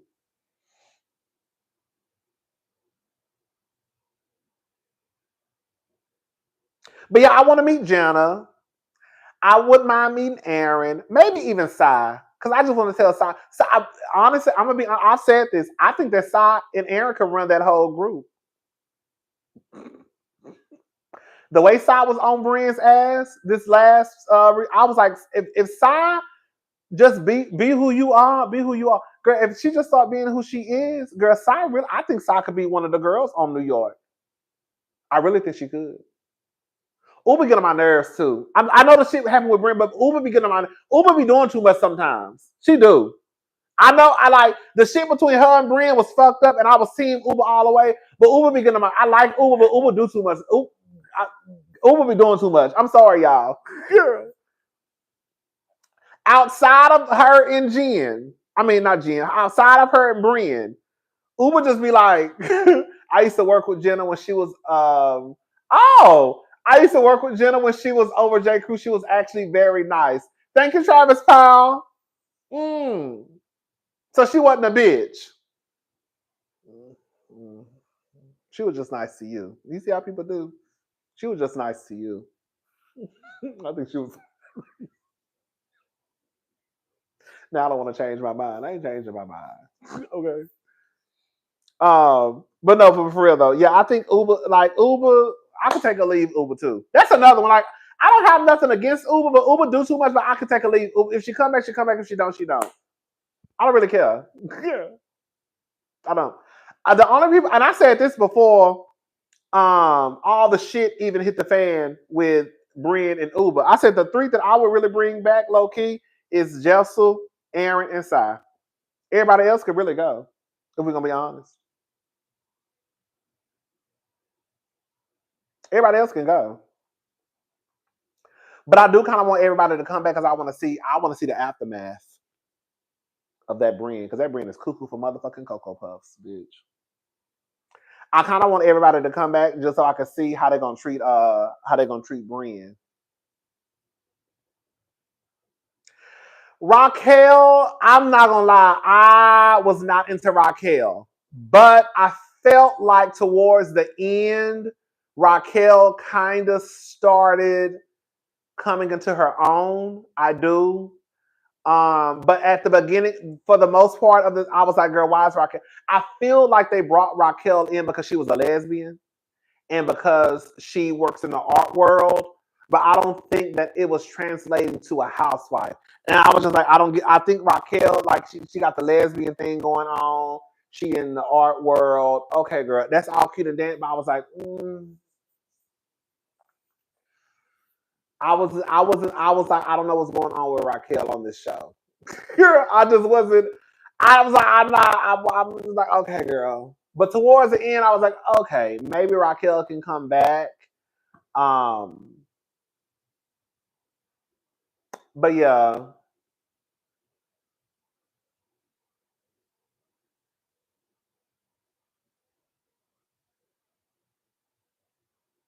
Yeah. Girl, the only one I want to meet from I met Gertie one time at Essence Fest last year. I met Gertie. Gertie was really nice. Gertie was really nice. She was just like she is on TV. Really energetic, really, really nice. Bald headed, but she was nice. I saw her husband standing in the back. But the only one I would really want to meet from Miami is Dr. Dr. Nicole, baby.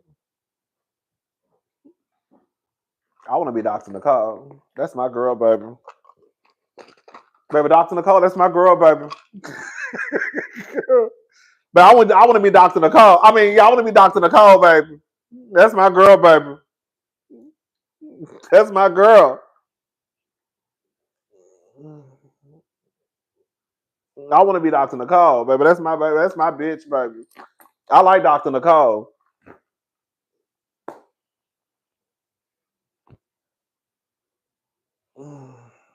Shit. Okay. I love me some dog. I was really I don't like go up for Dr. Nicole like a Kenya Moore go up for, but I was really starting to like I really was like, okay, Dr. Nicole low key kind of that girl. You're like, she's smart, she's gorgeous, educated. You know what I'm saying? She got a job, right? She got the rich boyfriend. Like, you know what I'm saying? Like, girl, these bitch pulling this. Like, I was like I feel like Dr. Nicole, like.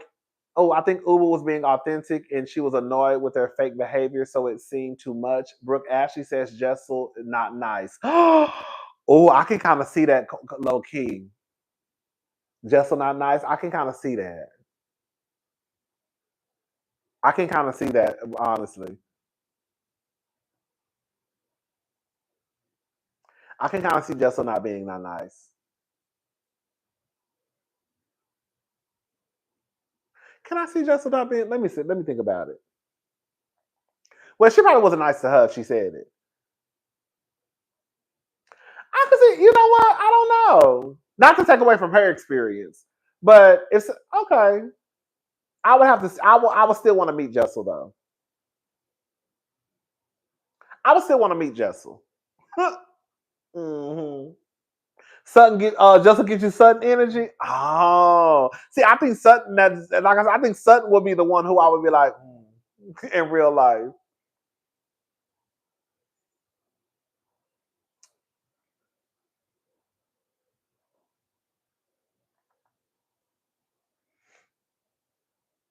Anyways, y'all, I'm about to go. I'm getting hungry, honey. All right, listen. I'll see y'all tomorrow.